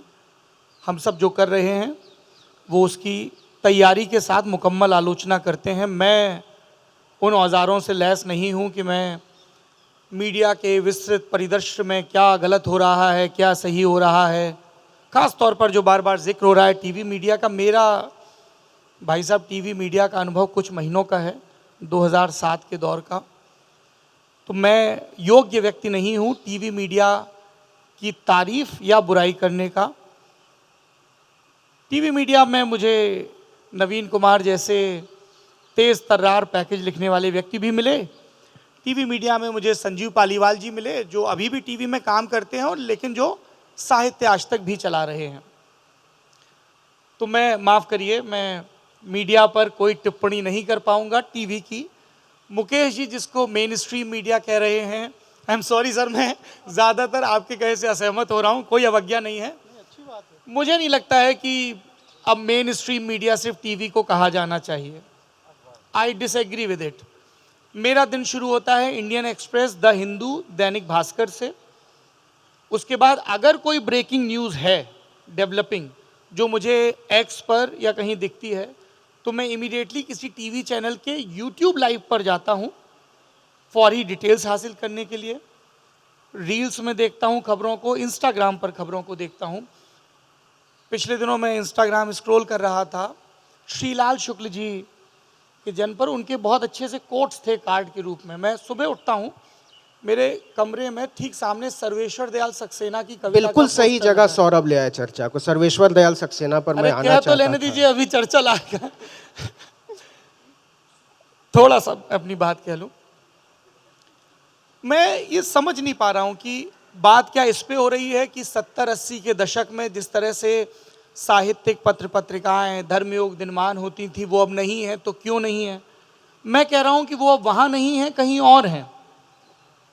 अगर अमर उजाला काव्य चला रहा है, आज तक साहित्य आज तक चला रहा है, लल्लन टॉप किताब वाला या किताबी बातें चला रहा है, कोई जैसे हम लोग एक प्रोग्राम करते हैं दुनियादारी, तो हमने एक लंबे समय तक प्रयोग किया। इनफैक्ट जब आपने सवाल पूछा तो मुझे लगा कि वो प्रयोग फिर से शुरू करना चाहिए, जिसमें हम ग्लोबल न्यूज़ सुनाते थे 15-16 मिनट और उसको क्लोज करते थे किसी दुनिया के किसी एक कवि की कविता से। आप जो बार बार कह रहे हैं कि भाषा की हिंसा, भाषा की संवेदनहीनता, मैं चूँकि टीवी देखता नहीं हूँ, मेरे अंदर धैर्य की कमी है या मैं अनफिट हूँ उस मीडियम के लिए। सरस सलिल के पाठक भी हैं, हंस के पाठक भी हैं, मैं यहाँ कोई वैल्यू जजमेंट करने नहीं जा रहा हूँ। आप केशव पंडित को पढ़ रहे हैं तो भी आप मेरे लिए पाठक हैं, और आप शिम्बोष्का को या मार्केस को पढ़ रहे हैं तो भी पाठक हैं। तो संवेदनशीलता को लेके जो स्वीपिंग रिमार्क्स दिए जा रहे हैं नवीन जी, मैं उससे असहमत हूँ।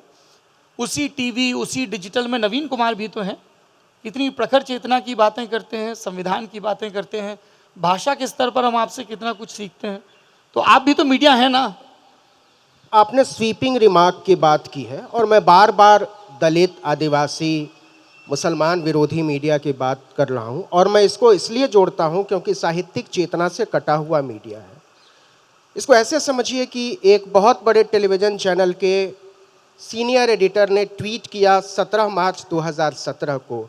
आकांक्षा जी ध्यान दीजिएगा, आप जो कह रही थी ना कि बहुत समय चाहिए होता है, बहुत समय लेकर उन्होंने ट्वीट किया, Kalpana Chawla reached space, Kiran Bedi became IPS, मुस्लिम वेमेन स्टिल बैटलिंग ट्रिपल तलाक।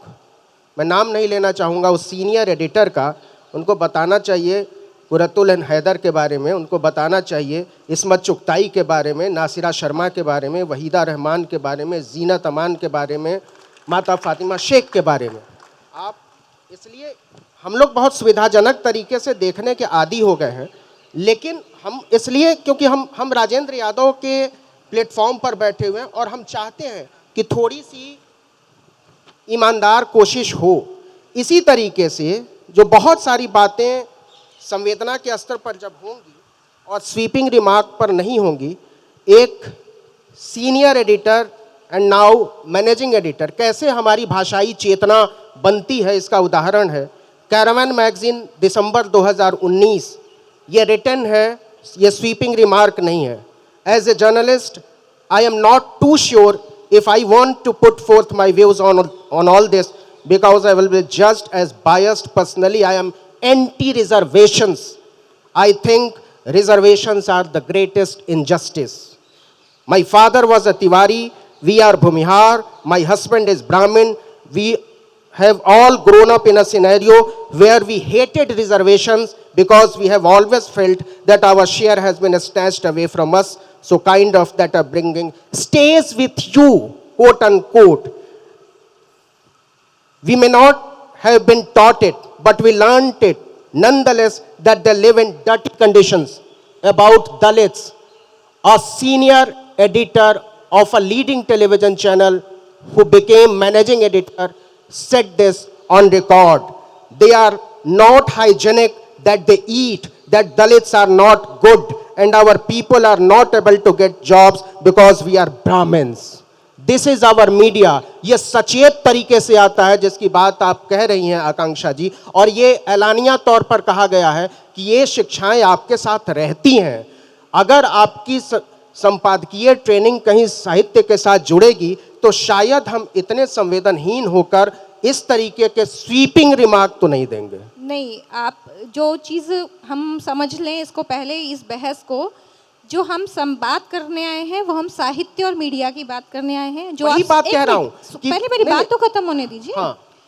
अगर ये सज्जन जो भी हैं जिन्होंने ट्वीट किया या आपने ट्वीट पे पढ़ा, जो भी जिन लोग भूमिहार के बारे में या रिजर्वेशन, एंटी रिजर्वेशन या महिला एंटी मुस्लिम रिमार्क्स दे रहे हैं, अगर ये लोग लेखक में तब्दील हो जाएंगे, मेरी चिंता वहां शुरू होगी। मेरी चिंता तो यह है कि ये पत्रकार क्यों है। एक मिनट, नहीं, पत्रकार तो कोई भी हो सकता है। आप कहाँ ले जा रही हैं चर्चा को? पत्रकार, आप चर्चा को गलत दिशा में ले जा रहे हैं। पत्रकार तो कोई भी हो सकता है। आपको यहाँ किसी भी बैठे व्यक्ति को अगर मैं बोलूँ कि आप आ जाइए मेरे यहाँ ट्रेनिंग करने, कोई डिग्री की ज़रूरत नहीं है पत्रकारिता के लिए, लेखक होने के लिए ट्रेनिंग की ज़रूरत है। ये लोग अगर उपन्यास कहानियों में आ जाएंगे, उतर जाएंगे, ये अगर लेखक के रूप में स्थापित हो जाएंगे, मेरी चिंता वहाँ शुरू होगी। मेरी चिंता ट्विटर के एक ट्वीट पर मेरी चिंता शुरू इसलिए नहीं होती क्योंकि वो उनका पर्सनल एजेंडा है। पर्सनल एजेंडा कैसे है आकांक्षा जी? क्यों नहीं पर्सनल एजेंडा है? पर आप ही हमारे बीच में जो एक पैनलिस्ट नहीं आ पाई हैं, हाँ। उन्होंने ट्विटर पे खुलेआम हिंदू नरसंहार को बोला था कि हाँ ये ठीक है, उसके पक्ष में वो खड़ी हुई थी, अभी वो नहीं है। तो इसका मतलब क्या मैं ये चिंता शुरू कर दूं? जो अभी हमारे बीच में एक पैनलिस्ट नहीं है, मेरे पास उसका स्क्रीनशॉट नहीं है, उन्होंने हिंदू नरसंहार की पैरोकारी की थी, तो इसका मतलब क्या है कि वो पत्रकार होने के लायक नहीं है? पर वो एक अच्छी पत्रकार हैं, एक बड़े मीडिया हाउस में काम करती हैं, उसके पहले भी वो एक बड़े मीडिया हाउस में काम कर चुकी हैं। एक मिनट, ट्विटर वॉर पे जाइए ही मत। ट्विटर बहुत पर्सनल चीज़ है। हम साहित्य की बात कर रहे हैं, हम कविताओं की बात कर रहे हैं, हम कहानियों की बात कर रहे हैं, हम पुस्तकों की बात कर रहे हैं, हम मीडिया की बात कर रहे हैं। मीडिया बदला है इसलिए साहित्य बदला है। कहाँ साहित्य खत्म हो गया है इसकी चिंता ज़रूरी है, ना कि इस बात की चिंता करना। पॉलिटिकली मत होइए नवीन जी, हम साहित्य की चिंता के लिए, पॉलिटिकली तो करने के लिए चिंता, ये सारे लोग बैठे हैं पॉलिटिकल चिंता करने के लिए बैठे हैं। अब सारे लोगों की तरफ ही चलते हैं। नहीं, सारे लोगों की तरफ चलिए, क्योंकि ये सारे लोग मीडिया की चिंता करते हैं, ये सारे लोग पॉलिटिकल चिंता करते हैं, ये सारे लोग ट्वीट करते हैं। अभी इनमें से कोई भी ट्वीट कर सकता है, स्वतंत्र है, कोई भी इंस्टा पोस्ट बना सकता है, रील बना सकता है। लेकिन अगर मैं इनसे कहूँ कि एक शब्द है, एक वाक्य है, एक पैराग्राफ है, एक कैरेक्टर है, जिसको डेवलप करके मुझे कम से कम 250 शब्दों की कहानी लिख के बता दीजिए, तो शायद इसमें से आधे लोग कहानी नहीं लिख पाएंगे। लेकिन 250 शब्दों का ट्वीट हर व्यक्ति लिख सकता है, अभी लिख सकता है, तुरंत लिख सकता है। सबके मोबाइल में ट्विटर है। तो ट्विटर को साहित्य से, साहित्य को ट्विटर से, किसी पर्सनल एजेंडे को, किसी पॉलिटिकली मतलब इसको कि मैंने ये बोल दिया है, उसको मिक्स मत कीजिए साहित्य के साथ। साहित्य बहुत अलग तरह की चीज़ है जिसको आपने मीडिया के साथ मिलाकर, पत्रकारिता के साथ मिलाकर उसका कॉकटेल तैयार कर दिया, जो बहुत खतरनाक है। मैं एक चीज़ जोड़ना चाहूँगा नवीन जी इसमें। ये बात सही है कि हम जब पैदा होते हैं तो हमें एक सोशल आइडेंटिटी हमारे ऊपर चस्पा कर दी जाती है। हमें बताया जाता है बड़े होने के क्रम में कि हमारी जाति क्या है, हमारा जेंडर क्या है, हमारी भाषा क्या है, और उन सब की अपनी अपनी पॉलिटिक्स है। जैसे हिंदी मेरी दूसरी भाषा है, अंग्रेज़ी तीसरी, प्राथमिक भाषा मेरी बुंदेली है, ठीक है। अब जैसे मैं कहूँगा कि प्राथमिक भाषा, तो इसको लेकर भी एक बहस है कि भाषा है कि बोली है। आप गांव में होते हैं तो आपको दिखता है कि अलग अलग जातियों के हिसाब से मोहल्ले बने हैं। आप छोटे में कभी किसी के यहाँ पानी मांगते हैं तो कहीं पानी मिलता है पर रोटी नहीं मिलती है। मसला ये है कि जब आप बड़े हो जाते हैं तब आप उन विभेदों को बरतते हैं या उनको ध्वस्त कर देते हैं। जब आप ओम प्रकाश वाल्मीकि जी को पढ़ते हैं, शरण कुमार लिम्बाले को पढ़ते हैं, जब आप स्त्री चेतना को प्रखर करने वाली चीज़ें, आपने फातिमा बी का जिक्र किया, सावित्री बाई फुले का जिक्र किया, तो आप जब इनको पढ़ते हैं, आप बिल्कुल सही कह रहे हैं कि साहित्य कोई भी व्यक्ति पढ़ेगा, चाहे वो मीडिया में हो ना हो, उसकी संवेदना बेहतर होगी। एक चीज़। दूसरी चीज़, मीडिया पे लंबी बहस हो सकती है, होनी भी चाहिए, आप कर भी सकते हैं, पर मैं इस बाइनरी से पूरी गंभीरता के साथ असहमत हूँ कि यदि कोई 100% फ़लस्तीन के साथ नहीं खड़ा है या 100% हमास के विरोध में नहीं खड़ा है या 100% इजराइल के साथ नहीं खड़ा है तो वो शत्रु है। लोगों के बीच चलते हैं। जी, मैं सौरभ, सवाल मामला ये है कि दोनों तरफ से, राइट और लेफ्ट, दोनों तरफ से ये खांचे बना दिए गए हैं कि either you are with us comrade, या तो तुम बहुत प्रोग्रेसिव हो, राष्ट्रवादी, या तो तुम बहुत राष्ट्रवादी हो, और अगर तुम अक्षरशः मेरे स्टैंड से सहमत नहीं हो तो तुम बिल्कुल गड़बड़ हो, तुम्हारी ऐसी की तैसी है। और उसमें भी बहुत खांचे हैं। लेकिन कोई कहे 20 साल की पत्रकारिता ट्रेनिंग के बाद कि दलित और मुसलमान गंदे होते हैं, खतरनाक गलत होते कह रहे हैं। ये चिंताजनक है। ये चिंता लोगों के बीच चलते हैं, कुछ सवाल जनता के आपको भी पता है, ले लेते हैं। कोई इसको जस्टिफाई आप में से सवाल जी। पूछना चाहते हैं हम में से किसी से तो पूछ सकते हैं। जी, आप मीडिया में साहित्य कितना बचा है जिस पे बहस चल रही है। मैं समझता हूं तुलसीदास जितना समाज में है उतना ही मीडिया में साहित्य है, और कबीर जितना समाज में है, सवाल कबीर जितना समाज में है, सवाल ही है, तुलसी जितना समाज में प्रासंगिक है उतना मीडिया में साहित्य है, तुलसी साहित्य है। जितना कबीर समाज में प्रासंगिक है उतना ही कबीर का साहित्य मीडिया में है। दूसरा बात कि 1987 में प्रभास जोशी ने देवराला सती प्रथा का समर्थन किया है, ये कोई नई बात नहीं है। सवाल एक लाइन में सवाल पूछ लीजिए। 2 लाइन में मैं ये कहने, मीडिया पे मैं बात कर रहा हूँ, मीडिया पर सवाल पूछिए। नहीं, आप जो कह रहे हैं कि आज जहरीली मीडिया हो गई है, तुलसीदास 500 साल पहले जो कह गए आज आप नहीं कह सकते। प्रभास जोशी ने देवराला सवाल मैं बार-बार कह रहा हूं, मैं यही कह रहा हूं कि इस समाज में पिछले 10,000 5,000 साल से जहरीला रहा है समाज, और जहरीला पर उतर रहा है। और आप गलत समझ रहे हैं कि समाज में आज खतरनाक है मीडिया। खतरनाक राम के दौर में था, शंभु का वध हुआ, द्रोणाचार्य ने एकलव्य का अंगूठा काटा, वो था। कोई और सवाल? तो आज जो मीडिया है वो मीडिया उसी परंपरा का अनुसरण कर रहा है। लोगों ने मांग किया पुण्य प्रसून वाजपेयी ने उसको भारत रत्न मिलना चाहिए प्रभास जोशी को। मेरा कहना है कि ये परंपरा जो है 5,000 साल का, उसी का क्या यह मीडिया अनुसरण कर रहा है? तुलसी का अनुसरण कर रहा है?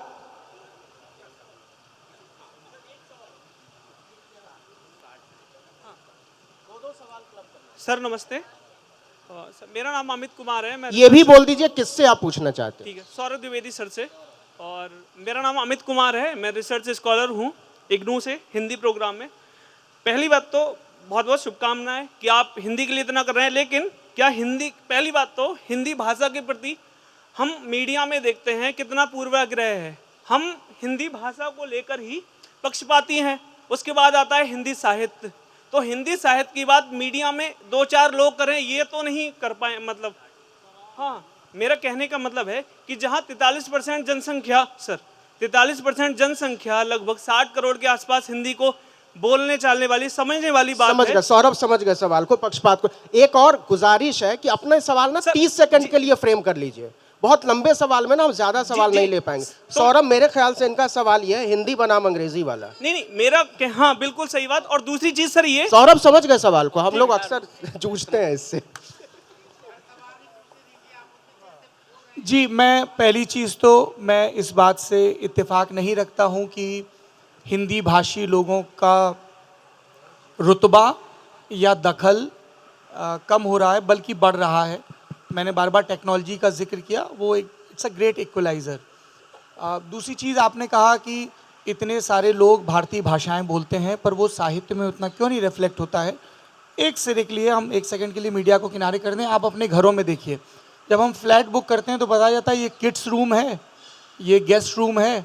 कभी नहीं होता है उसमें कोई रियल एस्टेट डेवलपर कहे कि ये बुक्स रूम है, ये किताबों का कमरा है, यहाँ पे आप अपनी लाइब्रेरी बना सकते हैं। तो ये अभी त्यौहार है, हम लोग बहुत सारी सुगंधित मोमबत्तियाँ खरीदेंगे, वो वाली अमर सोहन पापड़ी खरीदेंगे जो कई घरों के चक्कर लगा के आएगी। किताबें कितनी खरीदेंगे? आप यहाँ प्रकाशक है, उनसे कर लीजिए। तीसरी चीज़ ये है, हम लोग पिछले दिनों 2 दोस्त बात कर रहे थे, कला फिल्म अनविता दत्त की है, उसके बहुत सुंदर गाने हैं, वरुण ने लिखे, स्वानंद ने लिखे। उसकी एक पंक्ति थी बड़ी सुंदर सी, स्वानंद की लिखी, तो हमने वो निकाल के पंक्ति हम लोग बात कर रहे थे और उनको भेजी। क्या ये साहित्य है? कई लोगों की नज़र में नहीं होगा क्योंकि ये किसी किताब में नहीं छपा, पर अगर हिंदी भाषी समाज अपने मुहावरों में, मिर्ज़ापुर में कहे किसी डायलॉग को ला रहा है, तो वो भाषा के स्तर पर समृद्ध हो रहा है ना। किस दिशा में हो रहा है इसको लेकर आपकी इत्तेफाकी ना इत्तेफाकी हो सकती? सर मैं बहुत ऑप्टिमिस्टिक आदमी हूँ। आप यहाँ बैठे हैं, हम यहाँ ये बात कर पा रहे हैं, ये बड़ी ज़रूरी चीज़ है और बड़ी उम्मीद से भरी चीज़ है। और कोई सवाल?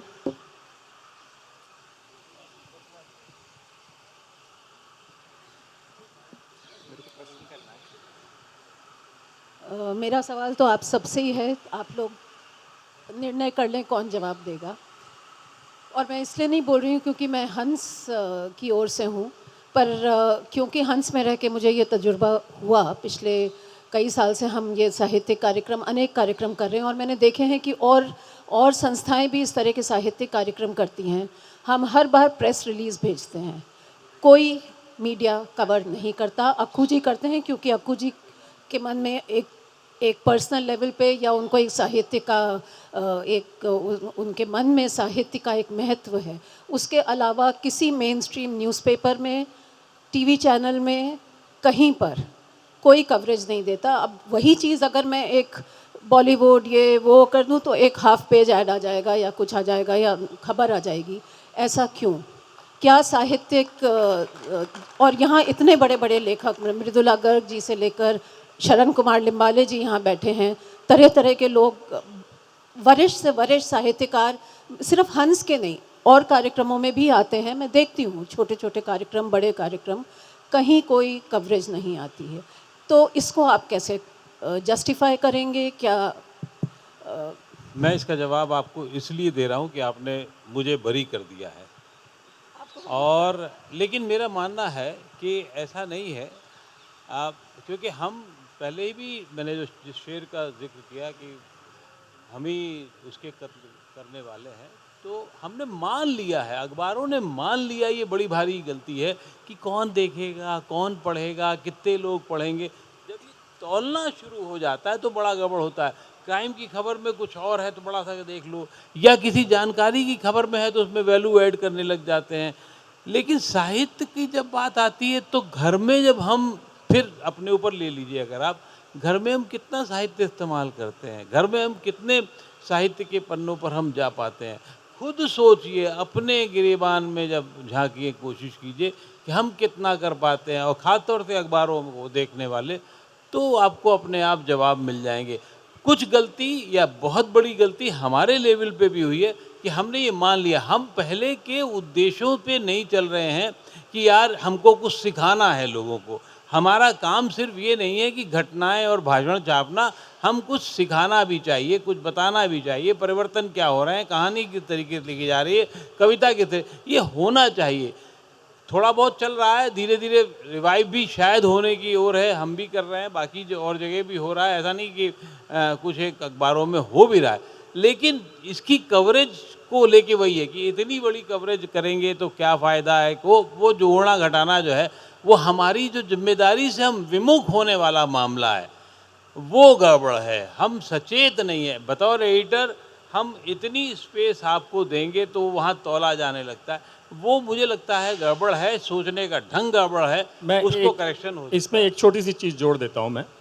मैं अखबार में तो बहुत टाइम से नहीं हूँ, लेकिन एक अनुभव मुझे समझ में आया, क्योंकि यहाँ ये काम करने से पहले मैं कुछ और कर रहा था, तो वहाँ का मेरा अनुभव ये है कि ज़्यादातर मीडिया हाउसेस जो हैं वो क्या कहते हैं, पार्टनर्स बनते हैं। अब वो ज़माना चला गया कि ये खबर आई है, अच्छा इसको छाप देते हैं। आप मीडिया हाउस हैं, अगर आप किसी के साथ पार्टनरशिप में जाएंगे तो वो अखबार आपको छापेगा, और आप किसी एक के साथ पार्टनरशिप में चले गए तो बाकी दूसरा तो आपको बिल्कुल ही नहीं छापेगा। तो एक बड़ी वजह यह है कि सबको ये लगता है कि ये कमर्शियल काम है। आप साहित्य की चर्चा कर रहे हैं तो कमर्शियल काम है, कुछ पैसे ही कमा रहे होंगे, इसलिए लोगों को नहीं पता है कि इस कमर्शियल काम, इस साहित्यिक काम को करने में कितनी मेहनत लगती है। और एडिटोरियली आप छाप भी सकते हैं, लेकिन उससे बियॉन्ड एक छोटे से उसके ज़्यादा आप जा नहीं सकते। लेकिन मैं एक बात बताना चाहता हूँ, मुझे अभी बैठे बैठे ये याद आ गया, मैं हंस के कार्यक्रम में बैठा हूँ यहाँ, बात 10 साल पुरानी है, आज ही का दिन था, एक दिन पहले 28 तारीख को राजेंद्र यादव जी का निधन की खबर आई थी। मैं किसी और चैनल में काम करता था, हमारा अकेला ऐसा चैनल था जिसने पूरे दिन ओबी वैन लगा के घर से कवर किया था अंतिम संस्कार तक, और आधे आधे घंटे के 3 कार्यक्रम भी उन पर बनाए थे। तो ये कहना तो बहुत आसान है कि मेन स्ट्रीम मीडिया कुछ नहीं करता, वो नहीं करता, नहीं करते होंगे, मैं ये नहीं कह रहा, मैं सबका लिए जिम्मेदार नहीं हो सकता, मैं सिर्फ अपने लिए जिम्मेदार हो सकता हूँ जब मेरे को कुछ करने का मौका मिले तब। बाकी टाइम तो आधे वक्त तो इतनी बड़ी टीमें होती हैं, इतने सब कुछ होते हैं। लेकिन एक और बात है, ये सब होने के लिए आपको राजेंद्र यादव होना भी पड़ता है। उस एक इंसान ने साहित्यकार होते हुए कितने लोगों को पत्रकार बनाया, कितनों को लेखक बनाया, कितनों को उपन्यासकार बनाया, ये भी हमें देखने की ज़रूरत है। सौरभ द्विवेदी ने जिस तरीके से जिक्र किया कि कैसे ये आ गए, वो उन्हीं का काम था ना, वो दृष्टि उनके पास थी। तो वक्त के साथ देखिए सब कुछ बदलता है, हमको ये सोचना पड़ेगा क्या हम आज भी वैसे ही तो नहीं जी सकते ना। मेरी बेटी के लिए मैं थोड़ा सा डाइग्रेस करूंगा, मेरी बेटी इस समय 22 साल की है, पढ़ने चली गई। आज से 5-7 साल पहले जब वो किताबें पढ़ती थी तो मैं उसको बहुत कोशिश करता था वो हिंदी की किताबें पढ़ ले। मैंने 2-4 बार किताबें दी भी उसको, उसने कहा इसमें मेरे पढ़ने के लिए है क्या। उसने मुझसे ये सवाल पूछा कि इसमें मेरे पढ़ने के लिए क्या है। अंग्रेजी की 25 किताबें वो हर महीने ऑर्डर करती थी, क्योंकि उसकी बेड साइड के ऊपर किताबें होती हैं, आज भी वो अपनी किताबें मंगाती रहती है। उसने कहा आप मुझे बताओ, मैं यंग टीनेज हूँ, मेरे लिए किताबें कहाँ हैं, हिंदी में कौन सी किताब। आप मुझे दे रहे हो प्रेमचंद उठा के दे देते हो हर बार, आप कहते हो मैं निर्मल वर्मा पढ़ूं, मैं तो कैथी कैसिडी पढ़ती हूँ ना, मुझे तो वो पढ़ना है, मुझे तो टीनेज लव पढ़ना है, वो सब पढ़ना है, आप मुझे देते नहीं हो, आपके यहाँ है नहीं। मैं थोड़ा सा भटक गया इसमें, जरूरी है ये, है ना। तो ये सारे सवाल हैं, इन पे हमें सोचना पड़ेगा, हम सोचते नहीं हैं। हम अपनी दुर्दशा में और हमें अपने भिखमंगेपन पे इतना गर्व क्यों होता है, मुझे तो कई बार ये समझ में नहीं आता। हम रोना क्यों रोते रहते हैं, हम सोचते क्यों नहीं है कि हमें आगे बढ़ना है, दुनिया इतनी खुली हुई है, नए तरीके से सोचना है। माफी चाहूंगा थोड़ा सा मैंने ज्यादा वक्त लिया। आप बिल्कुल ठीक बोल रहे हैं, ये रोना भी एक तरह से मेरे ख्याल सोच की तरफ बढ़ने की प्रक्रिया रचना है। जी, इसमें आप ठीक कह रही हैं, प्रेस रिलीज नहीं छपती हैं। मैं ललन टॉप के संपादक के तौर पर और इंडिया टुडे हिंदी के संपादक के तौर पर, अगर मेरे पास प्रेस रिलीज आती है अमुक तारीख को, किसी का उदाहरण देता हूँ, हंस का 3 दिन का साहित्य उत्सव संपन्न हुआ, नवीन कुमार ने ये कहा, अकुश श्रीवास्तव ने ये कहा, मुकेश ने ये कहा, संजीव पालीवाल ने ये कहा, मैं नहीं छापूंगा। I am being brutally honest. पर हंस के ही आयोजनों की कुछ मैंने बड़ी दिलचस्प रपटें पढ़ी हैं जो अविनाश मिश्र और कुछ एक साथियों ने इंटरनेट पर लिखी थी। क्या कमाल की रिपोर्ट्स, मंच पर किस तरह की पॉलिटिक्स, किस तरह का मुखामुखम दिख रहा था, ऑडियंस में बैठे लोग क्या सवाल पूछ रहे थे, जो इधर उधर विचर रहे थे। यहाँ नमिता गोखले जी की फ़ोटो लगी है, उनका जो दिल्ली जर्नल, जयपुर जर्नल जो उनका नॉवेल, वो इसी के बारे में है कि साहित्य उत्सवों के इर्द गिर्द क्या होता है, कौन पाँव फड़फड़ा रहा है, किसने क्या खरीदा। अगर इस तरह की जीवंत रिपोर्टिंग होगी तो मैं ज़रूर छापूंगा, 5 पन्ने छापूंगा, 10 पन्ने छापूंगा, पूरा 1 घंटे का शो करूंगा। जो हम किताब वाला शो करते हैं वो 1.5-2 घंटे के होते हैं। तो थोड़ा सा हमें इस बात का भी ध्यान रखना होगा कि हम प्रेस रिलीज भेज रहे हैं या कुछ अच्छे लिखने वाले, अच्छे ऑब्जर्व करने वाले नौजवान तबीयत के लोगों को ये जिम्मेदारी दे रहे हैं कि आप जो उत्सव हो रहा है, मंच पर क्या हो रहा है, मंच से इतर क्या हो रहा है, आयोजन के स्तर पर, बिक्री के स्तर पर, प्रोजेक्शन के स्तर पर, उसके बारे में लिखिए। फिर उसमें चाहे नवीन कुमार की बुराई हो, सौरभ द्विवेदी की बुराई हो, रचना यादव की बुराई हो या तारीफ हो, आप देखिए पढ़ेंगे लोग। और इसीलिए मैंने उन रपटों का जिक्र किया जो साहितियों ने जयपुर लिट फेस्ट के बारे में, हंस के आयोजनों के बारे में लिखी हैं। मोहनलाल लाइव पहले करते थे, अविनाश दास जी लिखी हैं। चूंकि वो जिंदा होता था वो गद्य, तो उसको पढ़ने में आपको 10 चीजें पता चलती थी। राजेंद्र यादव जी का संपादकीय हम लोग क्यों पढ़ते थे? क्योंकि वो मरा हुआ नहीं होता था, वो आपको ऐसे झंझोड़ देता था। आप उससे सहमत हो? आप असहमत हो? जी, मैं बिल्कुल सहमत हूँ। आप और जो आप बोल रहे हैं कि वो बिल्कुल ठीक बात है। संजीव जी ने जो पार्टनरशिप की बात कही, ये मेरा अपना अनुभव है कि जब भी मैंने किसी रेडियो चैनल या किसी को पार्टनरशिप के लिए बोला है, मेरा पहला प्रश्न होता है कौन कौन आ रहा है। जो आप अभी लाउंज में बैठ के बोल रहे थे, आप उनको सारे बड़े साहित्यकारों का नाम दे दें, उनको कोई मतलब नहीं है, कोई मतलब नहीं है। तो इसका क्या मतलब है कि आज के जो पत्रकार हैं वो जानते ही नहीं हैं कौन क्या लिख रहा है। मैं मेन स्ट्रीम की बात कर रही हूँ। नहीं, पत्रकार तो डील ही नहीं कर रहा है इसमें। जो भी पार्टनरशिप में पत्रकार तो डील ही नहीं कर रहा। खैर जो भी है वो एक उस मीडिया हाउस को रिप्रेजेंट कर रहा है ना, तो आप एक इस प्रिजम्पशन के साथ जाते हैं कि वो मीडिया हाउस को रिप्रेजेंट कर रहा है, तो वो उसकी किसी ना किसी प्रकार से उस पत्रकारिता से कोई संबंध होगा। या आप किसी बिजनेसमैन को, खैर बिजनेस आजकल तो बिजनेस ही है, पर एक तो ये बात कि ये हमेशा प्रॉब्लम आई है। अब मैं उसमें बिना किसी वजह सेलिब्रिटी नाम ठूंस दूँ जिनका साहित्य से लेना देना नहीं है, तो मैं अपने उद्देश्य को डाइल्यूट कर रही हूँ, जो मैं नहीं करना चाहती हूँ। कोशिश यही रहती है कि नहीं करना चाहती हूँ। दूसरी बात जो आपने कहा बिल्कुल ठीक है। राजेंद्र जी जब गए, आपके चैनल ने किया, हर चैनल ने, मैं खुद बहुत आश्चर्यचकित थी कि पूरे दिन, एक दिन नहीं 3 दिन तक कवरेज आई, पूरे दिन, और ऐसा हुआ। पर अगर आज राजेंद्र जी नहीं है तो क्या साहित्य नहीं है, साहित्यकार नहीं है, अच्छा साहित्य नहीं लिख रहे हैं? क्या हम उनको बिल्कुल दरकिनार कर देंगे क्योंकि आज राजेंद्र जी या उस लेवल के कोई नहीं है आपके अनुसार या जिसके भी? ये मुझे लगता है कि थोड़ा सा रचना जी, मैं थोड़ा सा ऐड करना चाहूँगा। जी देखिए, हमें थोड़ा सा इस पर गौर करना चाहिए कि चाहे न्यूज़ चैनल हो, चाहे अखबार हो, वो किस बिज़नेस मॉडल पे काम करते हैं और किस तरह के रिसर्च के आधार पर उनका कंटेंट तैयार होता है। हम लोग टीआरपी की बात करते हैं, हर हफ्ते टीआरपी आती है और उसमें पता चलता है कि ये चीज़ें दर्शक देख रहे हैं और पूरा कंटेंट उन चीज़ों पर केंद्रित हो जाता है। इसी तरह से प्रिंट मीडिया में भी एनआरएस के सर्वे वगैरह आते हैं और उनके आधार पर उन्हें पता चल जाता है कि ये साहित्य जो है इतने से लोग देख रहे हैं और वो उसको बाहर कर देते हैं। ये पार्टनरशिप वाली बात है, वो तो पूरा बिजनेस है कि आप हमको क्या दे रहे हो और आपको हमसे क्या मिलेगा। ये पूरी तरह से बिजनेस डील है। तो इन दो चीज़ों को देखें, कमर्शियलाइजेशन को हम लोग बार बार अंडरलाइन करें अपने डिस्कशन में।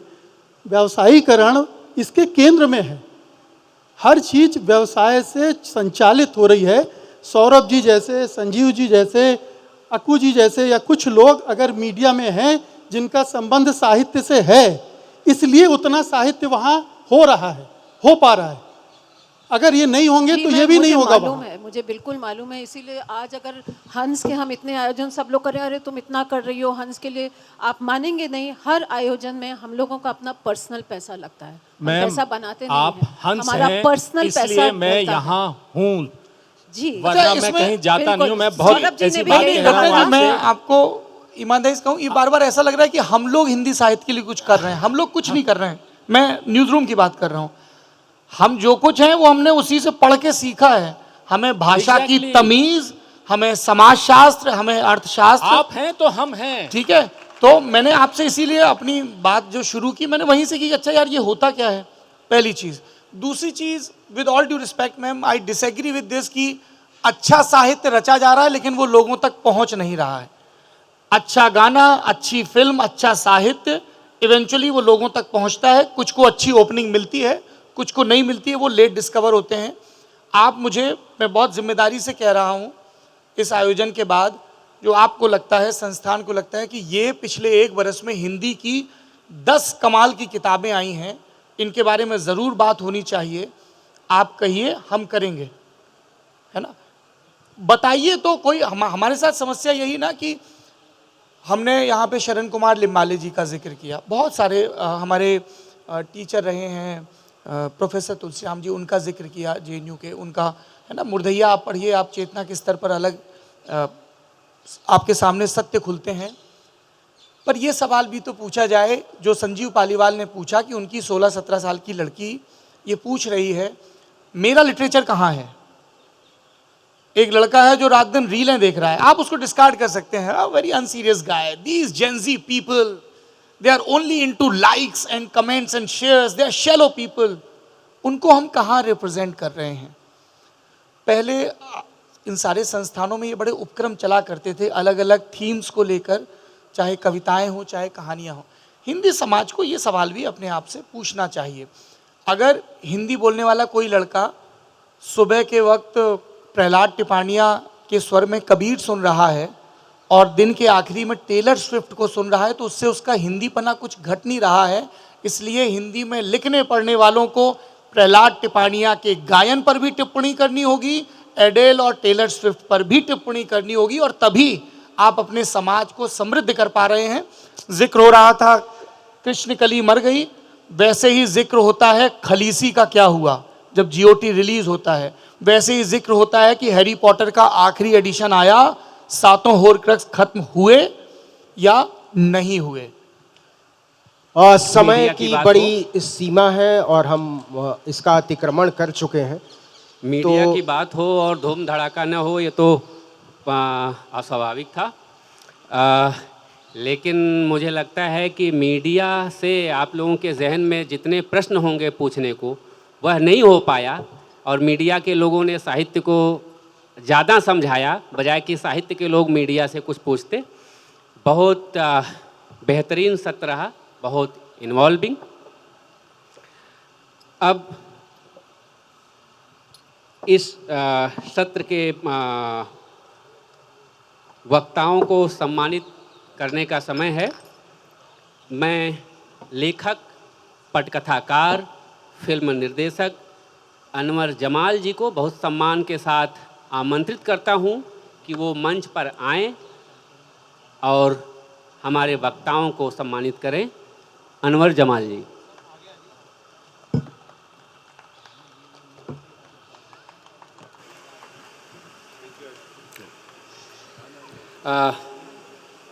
सबसे पहले आकांक्षा पारे जी को सम्मानित करेंगे अनवर जमाल जी।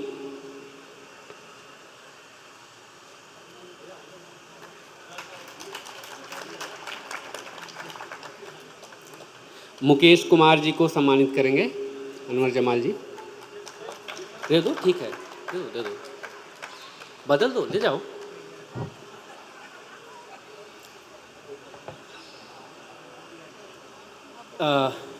किसका है? संजीव पालीवाल जी का, बदलो। हाँ, संजीव पालीवाल जी को सम्मानित करेंगे।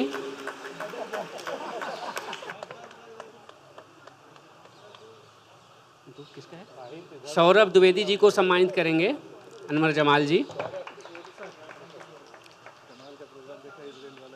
अकु श्रीवास्तव जी को सम्मानित करेंगे अनवर जमाल जी।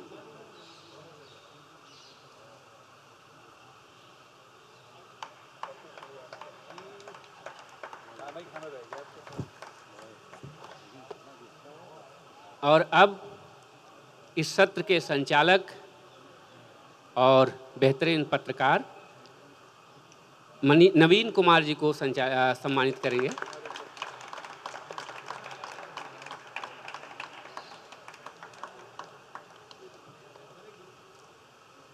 अब एक ग्रुप फोटो के लिए मैं रचना जी को आमंत्रित करता हूं कि वो आएं और ये भी औपचारिकता पूरी हो जाए।